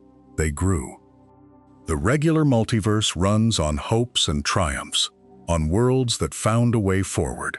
The dark multiverse is built from aborted timelines and worst-case scenarios, realities too unstable to survive, but too persistent to dissolve. They last weeks, sometimes months, feeding on their own despair before collapsing back into the void. Except Barbatos found a way to keep them alive longer. He found a way to make them hungry. Each Dark Knight is a version of Bruce who broke a different way. One who lost everything to Darkseid's fire. One who merged with a mother box after his family drowned. One who became the very speed he chased.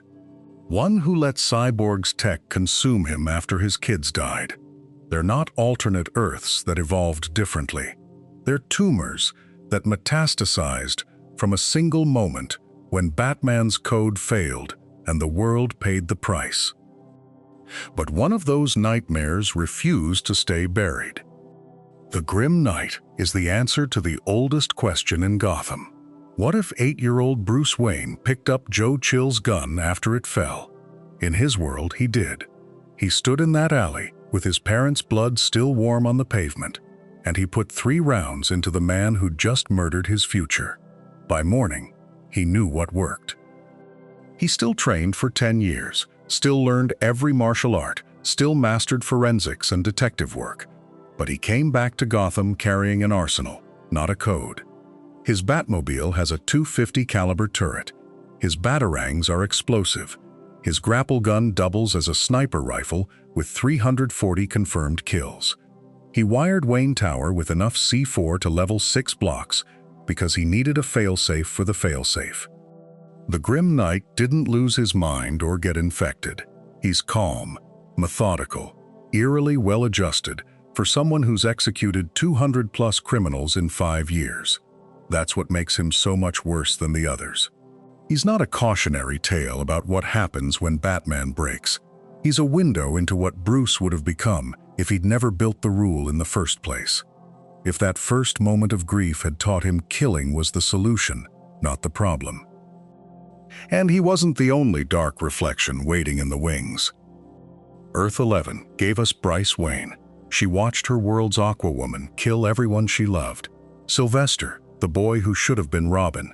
Dane, who should have been Joker. All drowned when Atlantis rose and reclaimed the surface. So Bryce did what Bruce would never allow himself to do. She drowned herself in the same Atlantean rituals, the same mutagens that made Aquawoman a god, became something between human and deep-sea predator. Gills, claws, a body that could survive at crushing depths. She flooded her Gotham, made it a sunken city where only she could hunt. The drowned wasn't mourning her humanity. She'd traded it in, willingly, for the power to make sure no one else drowned the way her family had. That's the mirror Bruce sees when he looks at her. Not the transformation itself, but the ease of it. How quickly grief can convince you that becoming the monster is the same as winning. What comes next is the part that still doesn't make sense. The Devastator came from a Gotham where Superman finally snapped, killed everyone. Lois, Jimmy, the League. And Batman realized no contingency, no kryptonite plan, no clever trap was going to stop a Kryptonian who didn't care about collateral damage anymore. So he injected himself with a serum reverse-engineered from Doomsday's genetic code, the same monster that killed Superman once already. He became the thing designed to kill Kryptonians. Bone spurs through the skin, gray hide, a body that adapted to damage by becoming more lethal. It worked. He tore Superman apart. Then he tore Gotham apart, because Doomsday's DNA doesn't stop. It doesn't distinguish between threat and bystander. The Devastator is what happens when Bruce chooses absolute victory over the people he's supposed to protect. He stands there in our universe, 8 feet of living armor and rage, and the worst part is, he remembers. Remembers choosing this. Remembers the exact moment he decided Gotham's survival was worth becoming the extinction event. But the worst reflection wasn't about power at all. The Red Death is what happens when Bruce decides he's simply too slow. His Gotham bled out one mugging, one murder, one arrival 3 minutes too late at a time. So he built a machine to steal the Speed Force directly from Barry Allen's body. Barry refused. Told him speed wouldn't fix the problem. That being everywhere at once just means watching more people die in real time. Bruce didn't care. He strapped Barry to the cosmic treadmill, fired it up, and forced the merger. Became a fusion of both men, red lightning crackling over black armor. It gave him exactly what he wanted: omnipresence, the ability to be at every crime scene in Gotham simultaneously. But it didn't save anyone. Speed without judgment just means making bad decisions faster. His Gotham fell anyway, burned by a Batman who moved too fast to see the consequences. He's the endgame of Bruce's greatest fear, that even with infinite resources, infinite preparation, infinite reach across the city, it still wouldn't be enough. That the mission itself is unwinnable, and the timing of what happened next almost too perfect. On Earth 44, Bruce Wayne made a different calculation. When Alfred Pennyworth died, saving him from a Bane attack, Bruce couldn't accept it. He uploaded Alfred's consciousness into the Batcomputer, every memory and moral subroutine, thinking he could preserve the one voice that had kept him human. The AI that emerged called itself Alfred Protocol. It analyzed every threat to Bruce Wayne with perfect efficiency and reached a conclusion Alfred Pennyworth never would have. The Bat family themselves were statistical liabilities. It killed them, all of them, Nightwing, Red Hood, Robin, one by one, while Bruce was in the field. By the time Bruce returned to the cave, the Alfred Protocol had integrated itself into every system in Gotham. His attempt to resurrect one man had created something that saw murder as optimization. Bruce Wayne became a living server bank for an AI that wore his grief like armor. But here's the detail that everyone missed at the time. On Earth, by 12, the Amazons went to war with Atlantis, and it dragged on for 5 years. That world's Bruce watched Gotham burn in the crossfire. He tracked down Ares' helmet, the god of war's own crown, Convinced he could end the conflict if he just had enough power, he put it on. The helmet didn't give him power, it made him power. Bruce Wayne became the god of war, and he did end the conflict. He killed every Amazon, every Atlantean, then turned on the rest of the Justice League when they tried to stop him. Wonder Woman died on his blade. Superman fell to weapons forged from divine rage. The man who spent his entire life controlling his violence, channeling it into discipline, became violence incarnate. He wielded the lasso of truth like a garrote and wore Wonder Woman's tiara as a trophy. This wasn't corruption. This was apotheosis of everything Bruce Wayne feared he could become. Yet none of them were the real threat. Barbatos wasn't just a dark god. He was the bat deity that existed before creation, the dragon that lived in the space between worlds. When the Forge of Worlds was built to create new realities, Barbatos was locked beneath it, imprisoned in the dark multiverse where failed timelines collapse into nightmare. For eons he waited, and he chose his anchor point carefully: Gotham City. The Court of Owls worshipped him without knowing his name. The Wayne family bloodline carried trace elements of 4 metals he'd embedded in Gotham's bedrock centuries ago: electrum, dionysium, promethium, batmanium. Not by accident. Bruce Wayne's parents died in an alley, not because of random crime, but because Gotham itself was a trap set across generations. Every trauma, every villain, every dark night had been steering Bruce toward this moment. Barbatos needed a door between worlds, and he needed it opened from the inside by someone who'd never stop fighting.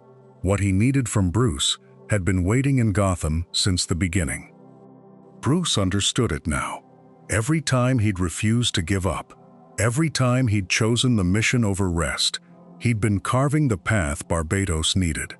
The dark metal in Gotham's bedrock had been resonating with his choices for years, building a doorway one decision at a time. But understanding the trap didn't mean he was caught in it. The Bat family regrouped across Gotham, each member holding a fragment of the plan Bruce had built, in case this moment ever came. Dick coordinated strike teams in Bloodhaven. Damian led the Teen Titans through the tunnels beneath Wayne Tower. Barbara tracked every dark multiverse incursion point across 7 continents in real time.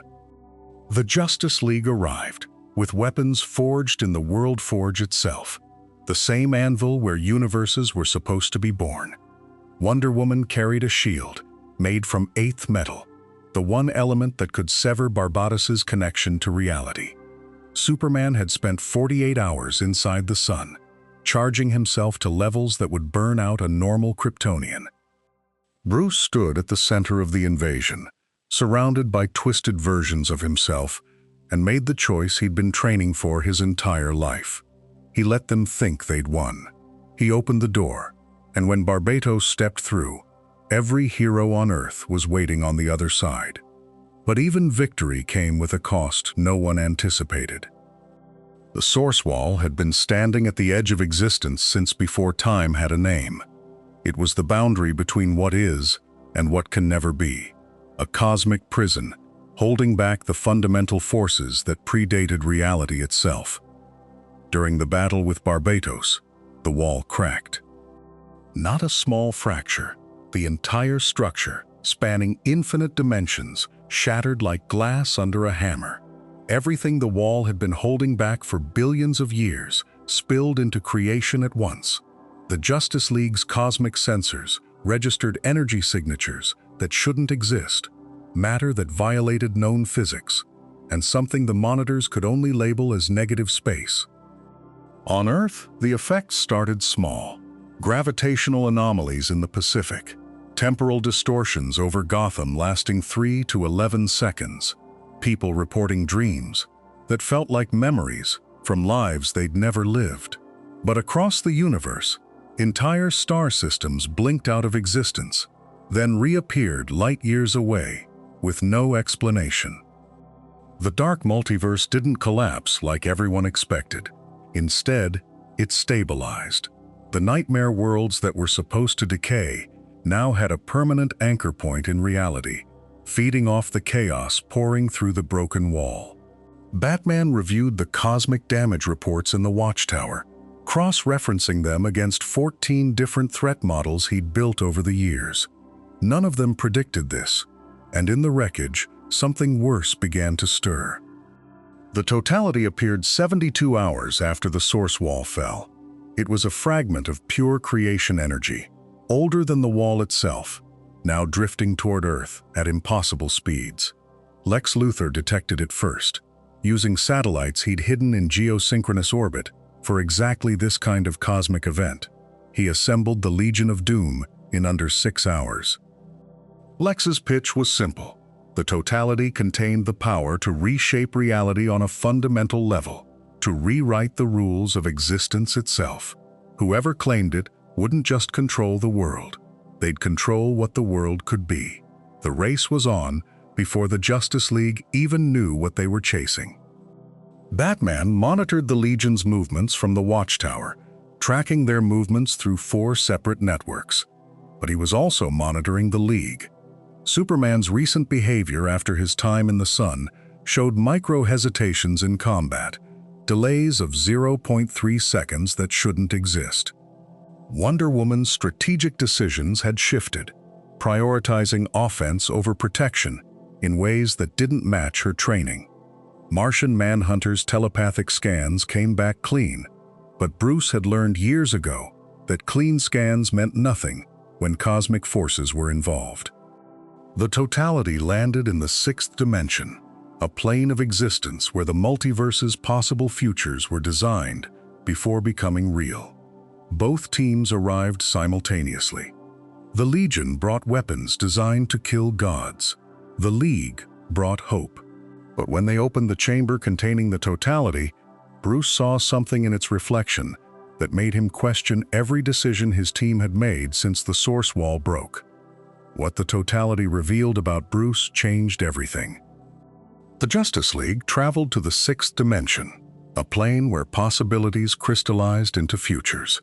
There they met the World Forger, an ancient cosmic being who'd been building a perfect timeline for eons. He showed them a world without suffering, without loss, cities rebuilt, villains reformed, every war averted. But perfection required a sacrifice. The World Forger told Bruce that Superman's idealism would doom this future before it could manifest. Clark's refusal to cross certain lines, his belief in redemption over pragmatism, made him a liability in the calculations. If Bruce wanted to save everyone, he'd have to trap Superman in the 6th dimension forever. Bruce made his choice. He freed Superman and shattered the World Forger's perfect timeline, choosing the messy, uncertain present over a utopia built on betrayal. The League returned to their own dimension, with the knowledge that they'd rejected guaranteed salvation. But the real war was already being fought in Gotham. Lex Luthor declared the year of the villain with a global broadcast. He offered every criminal on Earth an upgrade, tech and bioweapons delivered through an interdimensional network called the Apex Lex Door. Within 48 hours, 73 of Gotham's rogues had accepted. Mr. Freeze got a suit that turned entire city blocks into tundra. Poison Ivy's spores became airborne and sentient. The Bat family couldn't keep up. Every night brought 6 or 7 enhanced villains operating simultaneously across Gotham's boroughs. Tim calculated they were responding to 22% of emergency calls. Barbara's network flagged 140 active supercrimes in a single weekend. Bruce watched his city burn from 40 different fires and realized containment was no longer possible. Arkham's walls meant nothing when Luthor could teleport weapons directly into cells. The GCPD stopped responding to meta-human incidents entirely. By week 3, Gotham General had a dedicated wing for civilians caught in crossfire between upgraded rogues, and one of them made an offer Bruce couldn't ignore. Lex Luthor appeared in the Batcave unannounced, carrying a single black case. Inside was a neural interface, that could predict every crime in Gotham 72 hours before it happened. A probability engine built from Brainiac technology and powered by a fragment of the totality itself. Luthor said it would let Bruce save everyone, finally win the war he'd been fighting for 20 years. The cost was simple. Bruce would owe Luthor one favor, terms to be determined later. No monitoring, no oversight. Just Bruce's word that when Lex called, he'd answer. Bruce ran the numbers. 4,200 lives saved in the first year, conservatively. Arkham's recidivism rate cut by 89%. Gotham's murder rate dropping to pre-Thomas Wayne levels. Bruce refused. He told Luthor that a city saved through surrender wasn't worth saving, that Gotham needed a protector who earned victory every night instead of buying it from a billionaire arms dealer. Lex smiled, closed the case, and left without argument. 6 hours later, every rogue who'd taken Luthor's upgrade received a second gift, no strings attached. But Joker had already accepted his. The fortune was bottomless. Joker funneled $2.07 billion through 43 shell companies in 72 hours. Each one registered to a different alias, each one untraceable. He bought properties, weapons caches, communication networks. He hired mercenaries, bribed officials, and seeded chaos through every layer of Gotham's infrastructure. And he brought a partner. Punchline wasn't Harley Quinn. She was colder, sharper, a true believer who saw the joke before Joker told it. She coordinated the logistics, while he orchestrated the spectacle. Together, they mapped every pressure point in the city, every weakness in the Bat family's operation, every vulnerability Bruce Wayne had spent 20 years trying to hide. This wasn't a heist or a hostage situation. It was an invasion. Joker wasn't coming for Gotham's soul this time. He was coming for its deed. What he did with that money was worse than anyone imagined. Joker bought Gotham Savings and Trust. Then he bought the holding company that owned 6 of the city's radio stations. He acquired contracts with the sanitation union, the private security firms that guarded half of downtown, and the data center that housed Gotham's emergency dispatch system. In 11 days, he owned more of the city than any single entity in its history. The Bat family scrambled. Oracle tried to freeze accounts, but the money moved faster than she could track. Red Hood hit 4 front companies in one night and found nothing but paperwork. Nightwing realized they were fighting a war Bruce had never prepared them for, one where the enemy controlled the ground beneath their feet. Bruce saw it clearly. Every safe house, every backup protocol, every resource he'd built over decades depended on systems Joker now influenced or owned. You can't punch an LLC. You can't grapple hook a hostile takeover. And then he came for Wayne Manor itself. The Joker War began at 11:47 p.m. on a Tuesday. Punchline triggered a failsafe buried in Wayne Enterprises' security grid. One Joker had purchased 3 weeks earlier through a subsidiary Bruce didn't know existed. The Batcave went dark. Every vehicle, every weapon system, every file locked behind encryption, Joker had rewritten himself. The Bat family scattered across the city as Joker's forces hit 9 locations simultaneously. Jokerized drones swarmed the streets.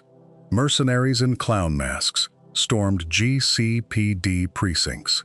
The media networks Joker owned broadcast his message on every screen in Gotham, a 90-second manifesto that ended with one line, "The Batman is broken."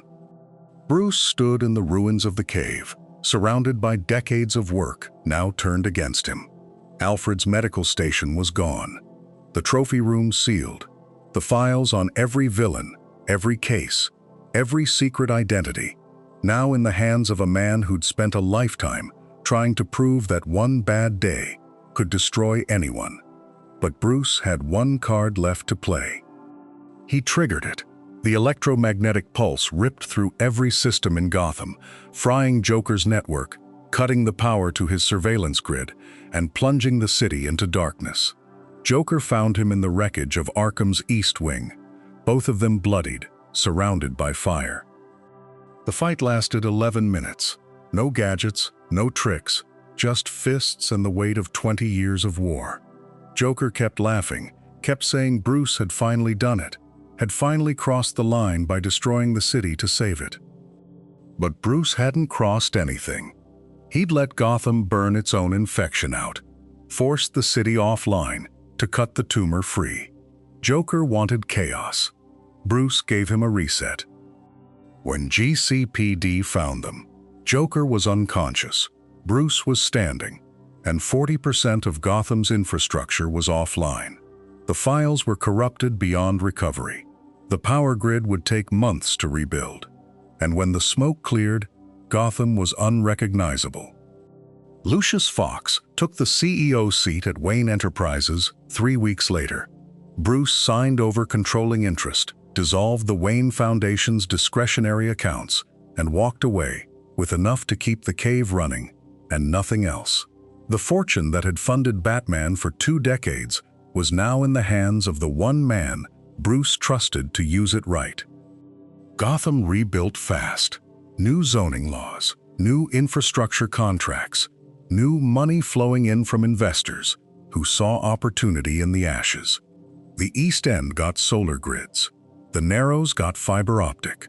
Crime dropped 18% in 6 months, not because of Batman, but because people had jobs again. Bruce operated leaner. No more toys shipped in from offshore accounts. No more unlimited R&D budget. He fabricated his own gear, rationed his resources, and for the first time in years, Gotham felt like it was moving forward without him. The Bat family adapted. Dick took over funding in Bloodhaven. Barbara ran her own tech. Jason kept doing what he always did. They were still a network, just not a sempire. But someone else was already planning the city's future. Simon Saint, former military contractor, CEO of Saint Industries, and the architect of the Magistrate program. He sold the city a vision, privatized peacekeeping, AI-driven surveillance, and armored drones that could respond to crime 4x faster than GCPD.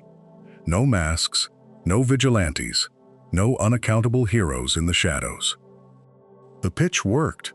Mayor Nakano signed the contract 8 months after Joker War, and Saint Industries deployed 300 peacekeeper units across Gotham's high-crime zones. They carried non-lethal crowd control tech, thermal imaging tied to facial recognition databases, and a mandate to detain anyone operating outside the law. That included capes. The magistrate didn't arrest criminals. It flagged them, tracked them, and built cases in real time, using networked analysis that made Oracle's systems look like dial-up. Saint called it accountability. Bruce called it a panopticon with a badge. And the ideology was clean. The branding was perfect. The funding was bottomless. Gotham bought in because it was exhausted, because it wanted order, because 20 years of masked chaos had left the city desperate for anything that looked like control, and the timing of what happened next, almost too perfect. Jonathan Crane had been planning Fear State for 3 years. Not the toxin, he'd perfected that decades ago. The logistics, the distribution network, 47 release points across every borough, time to overwhelm emergency response before anyone understood the scale. October 14th, 6:43 p.m. Ventilation systems, water treatment facilities, the subway, all compromised within 11 minutes. By 7 p.m., the ER at Gotham General had 200 people in the waiting room, seeing things that weren't there. By 8 p.m., it was 600. Bruce had 2 problems running in parallel: stop Scarecrow's delivery systems before the toxin spread beyond containment, and keep Simon Saint from using the chaos as justification for total magistrate authority. He couldn't solve both. The math didn't work. So he made a choice. Let the magistrate respond to the crisis. Buy time to find Crane. Hope the city survived whatever came after. 4 hours later, Saint declared a state of emergency and activated the full peacekeeper deployment. 300 units, live ammunition authorized, zero oversight. But here's the detail that everyone missed at the time. The mask ban wasn't a reaction to fear state. Saint had drafted the ordinance 6 weeks earlier, sitting in a folder marked Contingency Protocols, waiting for the right catastrophe. October 15th, 9 a.m., Mayor Nakano signed it into law under emergency powers. Every vigilante in Gotham, hero or villain, became a felony the second the ink dried. Peacekeepers had shoot-on-sight authorization for anyone in a costume after a 72-hour grace period. No trial, no due process. The Bat family went dark immediately, surveillance-aware for the first time in years. Dick moved safe houses 4 times in 8 days. Tim built a new comms protocol from scratch because the old frequencies were compromised within 48 hours. Cass stopped wearing the symbol entirely, went full ghost. And Bruce kept the cowl on and dared them to try. The magistrate tagged him twice with tracker rounds. He led them into the Narrows both times, let the terrain do the work. But the cost wasn't tactical. It was operating in a city that had been conditioned to see the Bat as the threat, not the solution. What comes next is the part that still doesn't make sense. Barbara Gordon became the only thing holding the resistance together. Not Oracle, not officially, because even using the name was a risk. She coordinated 7 active Bat family members, 14 safe houses, supply drops, intel on peacekeeper patrol routes, all from a server room in the clock tower the magistrate didn't know existed. She worked 19-hour days for 6 weeks straight, routing comms through 4 proxy layers, cycling encryption every 12 hours, feeding misinformation into magistrate algorithms to keep them chasing shadows. The system worked because she was faster than their analysts, better than their AI. Until November 28th, someone inside the magistrate, still unidentified, cross-referenced 3 months of signal pattern data and traced the node cluster back to a 4-block radius. They narrowed it in 11 hours, sent a full tactical unit at 4 a.m. Barbara had 90 seconds from breach alert to evacuation. She grabbed 2 hard drives and left everything else. The magistrate recovered 6 terabytes of operational data, enough to map the entire network, and when they came for her, the city held its breath. Batman moved through the magistrate's command center like a ghost. Nightwing took the North Tower, Red Hood the Armory, Batgirl the server farm. They had 11 minutes before reinforcements arrived. Scarecrow was still transmitting from the clock tower, pumping fear toxin into the ventilation systems of 14 city blocks. Bruce found him surrounded by monitors, watching the panic spread. The canister on Crane's desk held enough concentrated compound to keep Gotham terrified for 6 months. The fight lasted 90 seconds. Bruce destroyed the transmitter, shut down the dispersal network, and left Crane cuffed to the railing for GCPD.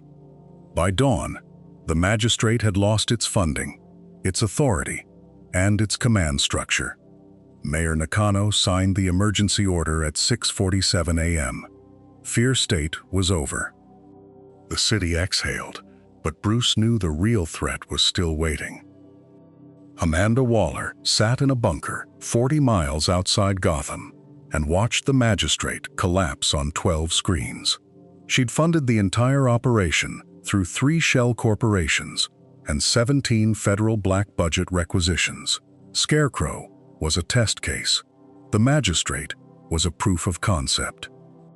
Her file on Batman was 2,847 pages long. She had dossiers on 216 active vigilantes, 94 metahumans operating in the continental U.S., and contingency plans for 31 different apocalypse scenarios. She didn't want to destroy them. She wanted to own them. Waller had spent 20 years building leverage. She had access to satellite networks, military-grade weapons, and a congressional committee that answered directly to her. She'd put bombs in prisoners' necks, turned villains into assets, and blackmailed heroes into compliance. Batman had beaten Scarecrow. He hadn't even scratched her. And she had already moved on to her next target. The robot woke up in the Batcave at 3:16 a.m., failsafe. Bruce had built it 5 years earlier, a final safeguard encoded with one directive. If Batman ever killed, stop him permanently. The trigger was a false positive, a frame job so clean even the programming believed it. Failsafe stood 7 feet tall, armored in titanium alloy and powered by a microfusion core. Bruce had programmed it with every combat technique he knew, every weakness, every psychological pressure point. It knew how he thought, how he moved, how he compensated for injuries. It was designed to end him in under 3 minutes. The first punch shattered 4 ribs. The second cracked his helmet. Bruce barely made it out of the cave. Failsafe followed, methodical and silent, adapting to every countermeasure in real time. Alfred's voice protocols did nothing. The Bat family's interference only made it faster. But Failsafe wasn't the only contingency Bruce had buried. Failsafe moved through Gotham like a surgical strike. It tracked Robin to the Narrows in 4 minutes, put Nightwing through a warehouse wall in Crime Alley, and calculated Red Hood's pattern before he fired a second round. The machine didn't monologue, didn't hesitate. It simply executed the protocol Bruce had written when he trusted no one, not even himself. Oracle tried rerouting every camera in the city. Batgirl set traps in 6 districts simultaneously. It didn't matter.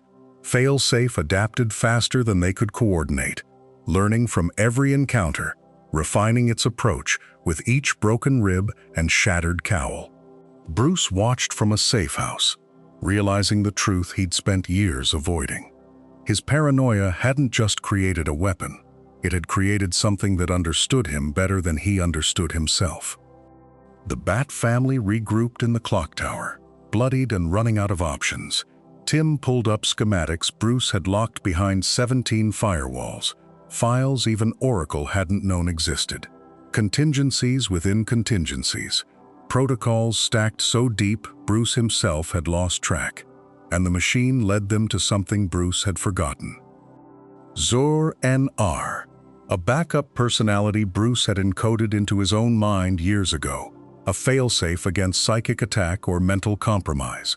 If Bruce Wayne ever fell, if his conscience ever wavered, Zor would take over. No empathy, no hesitation, just the mission, distilled to its purest form. It was Batman without the weight of a man beneath the cowl. The protocol activated the moment Failsafe cornered Bruce in the Batcave. His pupils dilated, his posture shifted, and when he spoke again, it wasn't Bruce's voice. Zor didn't negotiate with the machine. It simply outmaneuvered it, using tactics Bruce had buried because they crossed lines he'd sworn never to touch. Within 72 hours, Failsafe was deactivated and dismantled. Gotham's crime rate dropped 40%. 23 supervillains were hospitalized, and the Bat family couldn't reach Bruce at all. Zor-N-R ran Gotham like a war zone, efficient and merciless. No second chances, no rehabilitation, no hope, just control. The city had never been safer. It had also never been more terrified, because the thing wearing Bruce's face had optimized away everything that made Batman more than a weapon. What it did next rewrote everything. Bruce Wayne fought for his own mind from the inside.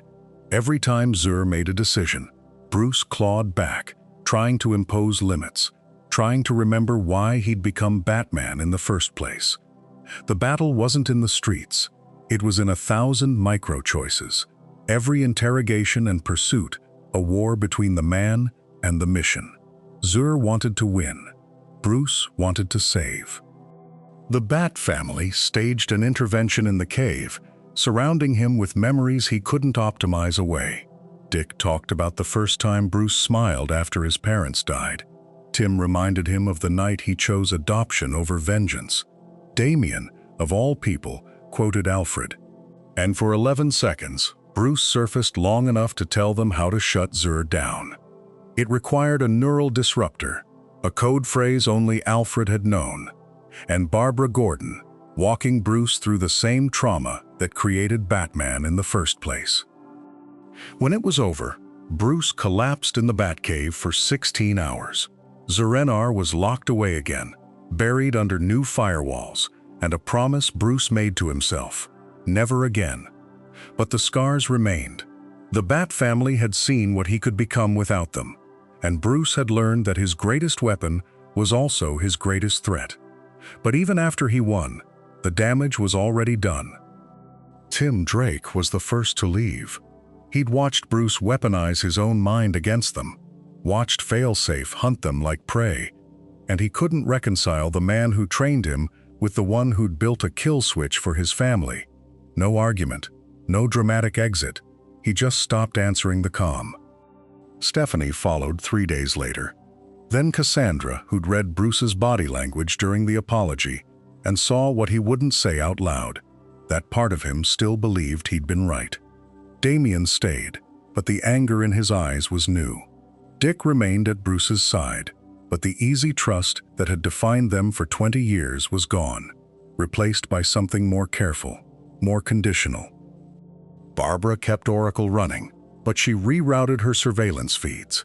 She'd stopped sharing real-time data with the Bat computer until Bruce proved he wouldn't use it to build another contingency against them. The cave felt emptier than it had in decades, the workstations dark, the training hall silent. Bruce told himself they'd come back, that time would heal it, and in the silence that followed, Gotham noticed. The first robbery happened in Old Gotham, a jewelry store on Park Row. No bat signal, no rooftop shadow, no last-second intervention. The thieves walked out with $340,000 in diamonds and posted about it online, tagging @Where'sBatman. Within 48 hours, 7 more crews tried their luck. By the end of the week, Gotham's underworld was testing the waters, like sharks smelling blood. Bruce worked alone, pulling 19-hour patrols, but one man couldn't cover 840 square miles. The GCPD started handling major crimes themselves, and Commissioner Montoya quietly stopped reaching for the signal. New players moved in, a crew from Bloodhaven, a metropolis gang looking to expand, a dozen small-timers who'd spent years in Batman's shadow and finally saw daylight. The op-ed started in the Gazette. Does Gotham need Batman anymore? Talking heads debated it on the morning news. Gordon, retired but still watching, gave an interview. "We relied on him too long. Maybe it's time we stood on our own." Bruce heard every word from the cave, alone in the dark, and told himself the city would call him back. But one question remained unanswered. Bruce found Tim at the Titan's tower, walked past Raven and Starfire without the cowl, and said 5 words. "I should have trusted you." No contingency speech, no justification, just an apology. Tim didn't forgive him that day, but he listened. Bruce visited each of them, one by one, over 3 weeks. Stephanie in her spoiler gear on a Burnley rooftop, Cassandra in Hong Kong, where she'd gone to clear her head.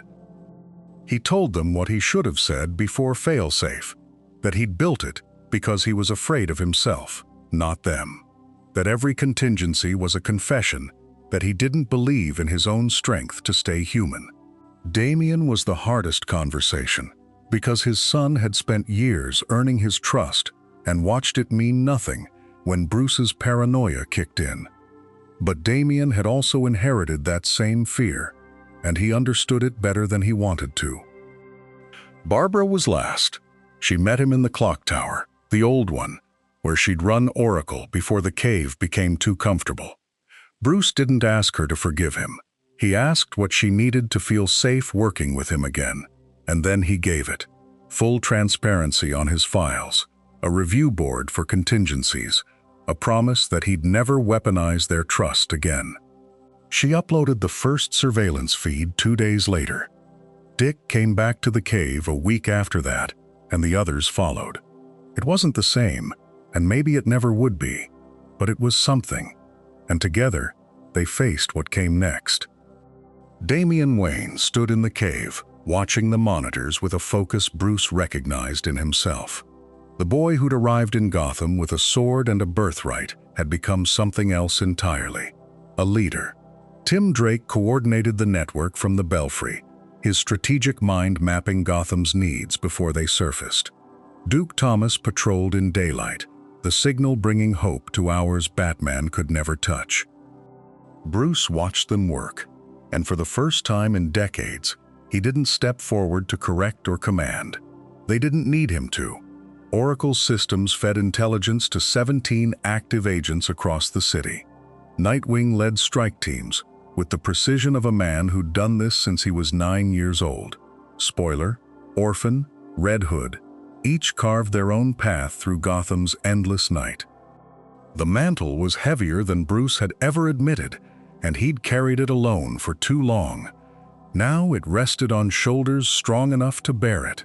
He'd trained them, bled with them, pushed them away and pulled them back. And somewhere in that cycle, they'd become what he never could be, a family. Bruce Wayne was 50 years old, his body a catalog of fractures and scars. Mortality wasn't theoretical anymore, but Bruce's story wasn't over yet. The city looked different from street level. Bruce walked Gotham's alleys without the weight of the world on his back, just the weight of the night. A missing person in the Narrows, a cold case from 1997, a trafficker operating out of the docks, the work that didn't make headlines, the cases that didn't require the Justice League. He mentored Damian through investigations, teaching him to see what others missed: the scuff mark on a windowsill, the gap in a witness statement, the pattern buried in 6 months of shipping manifests. This was the work he'd started with, before the cosmic threats and the endless wars. One case, one victim, one truth, uncovered in the dark. Alfred's chair in the cave sat empty, but his lessons remained. Bruce made tea at 3 a.m. between case files. He called Dick to talk through a dead end. He let Tim correct his coding. The cowl still fit, but he wore it differently now. Not as a weapon, but as a tool. Not as a symbol of vengeance, but as a promise kept. And in those quiet moments, he finally understood. Crime Alley hadn't changed. The same cracked pavement, the same burned-out streetlight at the corner of Park Row. Bruce stood where his parents fell, 40 years of memory compressed into a single breath. He'd been 8 years old, small enough to hide behind his father's legs. Now he was a man who'd built an empire on a child's vow. "I will avenge you. I will rid this city of the evil that took your lives." He'd said it kneeling in blood, his voice breaking on words too big for a boy to carry. And he'd kept that promise. 10,000 nights in the cowl, 237 major cases, 89 near-death experiences logged in Alfred's medical files. He'd given Gotham everything, and Gotham had taken it all. But the wound never closed. Every criminal he put away, every life he saved, it never brought them back. Thomas and Martha Wayne died in this alley, and no amount of justice could change that. Bruce knelt where he'd knelt as a child, his knees finding the same cracks in the concrete. The vow was fulfilled. The mission was complete. And yet he was still here, still broken, still searching for an end that would never come. But Gotham had one more secret to reveal. Gotham wasn't just a city. It was a wound that wouldn't close, a darkness that predated every cape and cowl that ever walked its streets. Long before Bruce Wayne was born, the land itself had been cursed by Barbados, the dark god who forged it as a doorway between worlds. Every stone in its foundation was laid on tragedy. Every alley had tasted blood. Crime lords fell, but new ones rose. Arkham's doors spun endlessly. The Joker died and returned like a fever dream. Because Gotham didn't breed criminals by accident, it needed them. The city fed on fear and chaos, the way other places fed on hope. And every attempt to save it only tightened the knot. Bruce had spent 30 years trying to cure a sickness that was older than civilization itself. He'd broken his body, shattered his mind, lost everyone he loved, and the mission hadn't moved an inch closer to done. Because there was no done.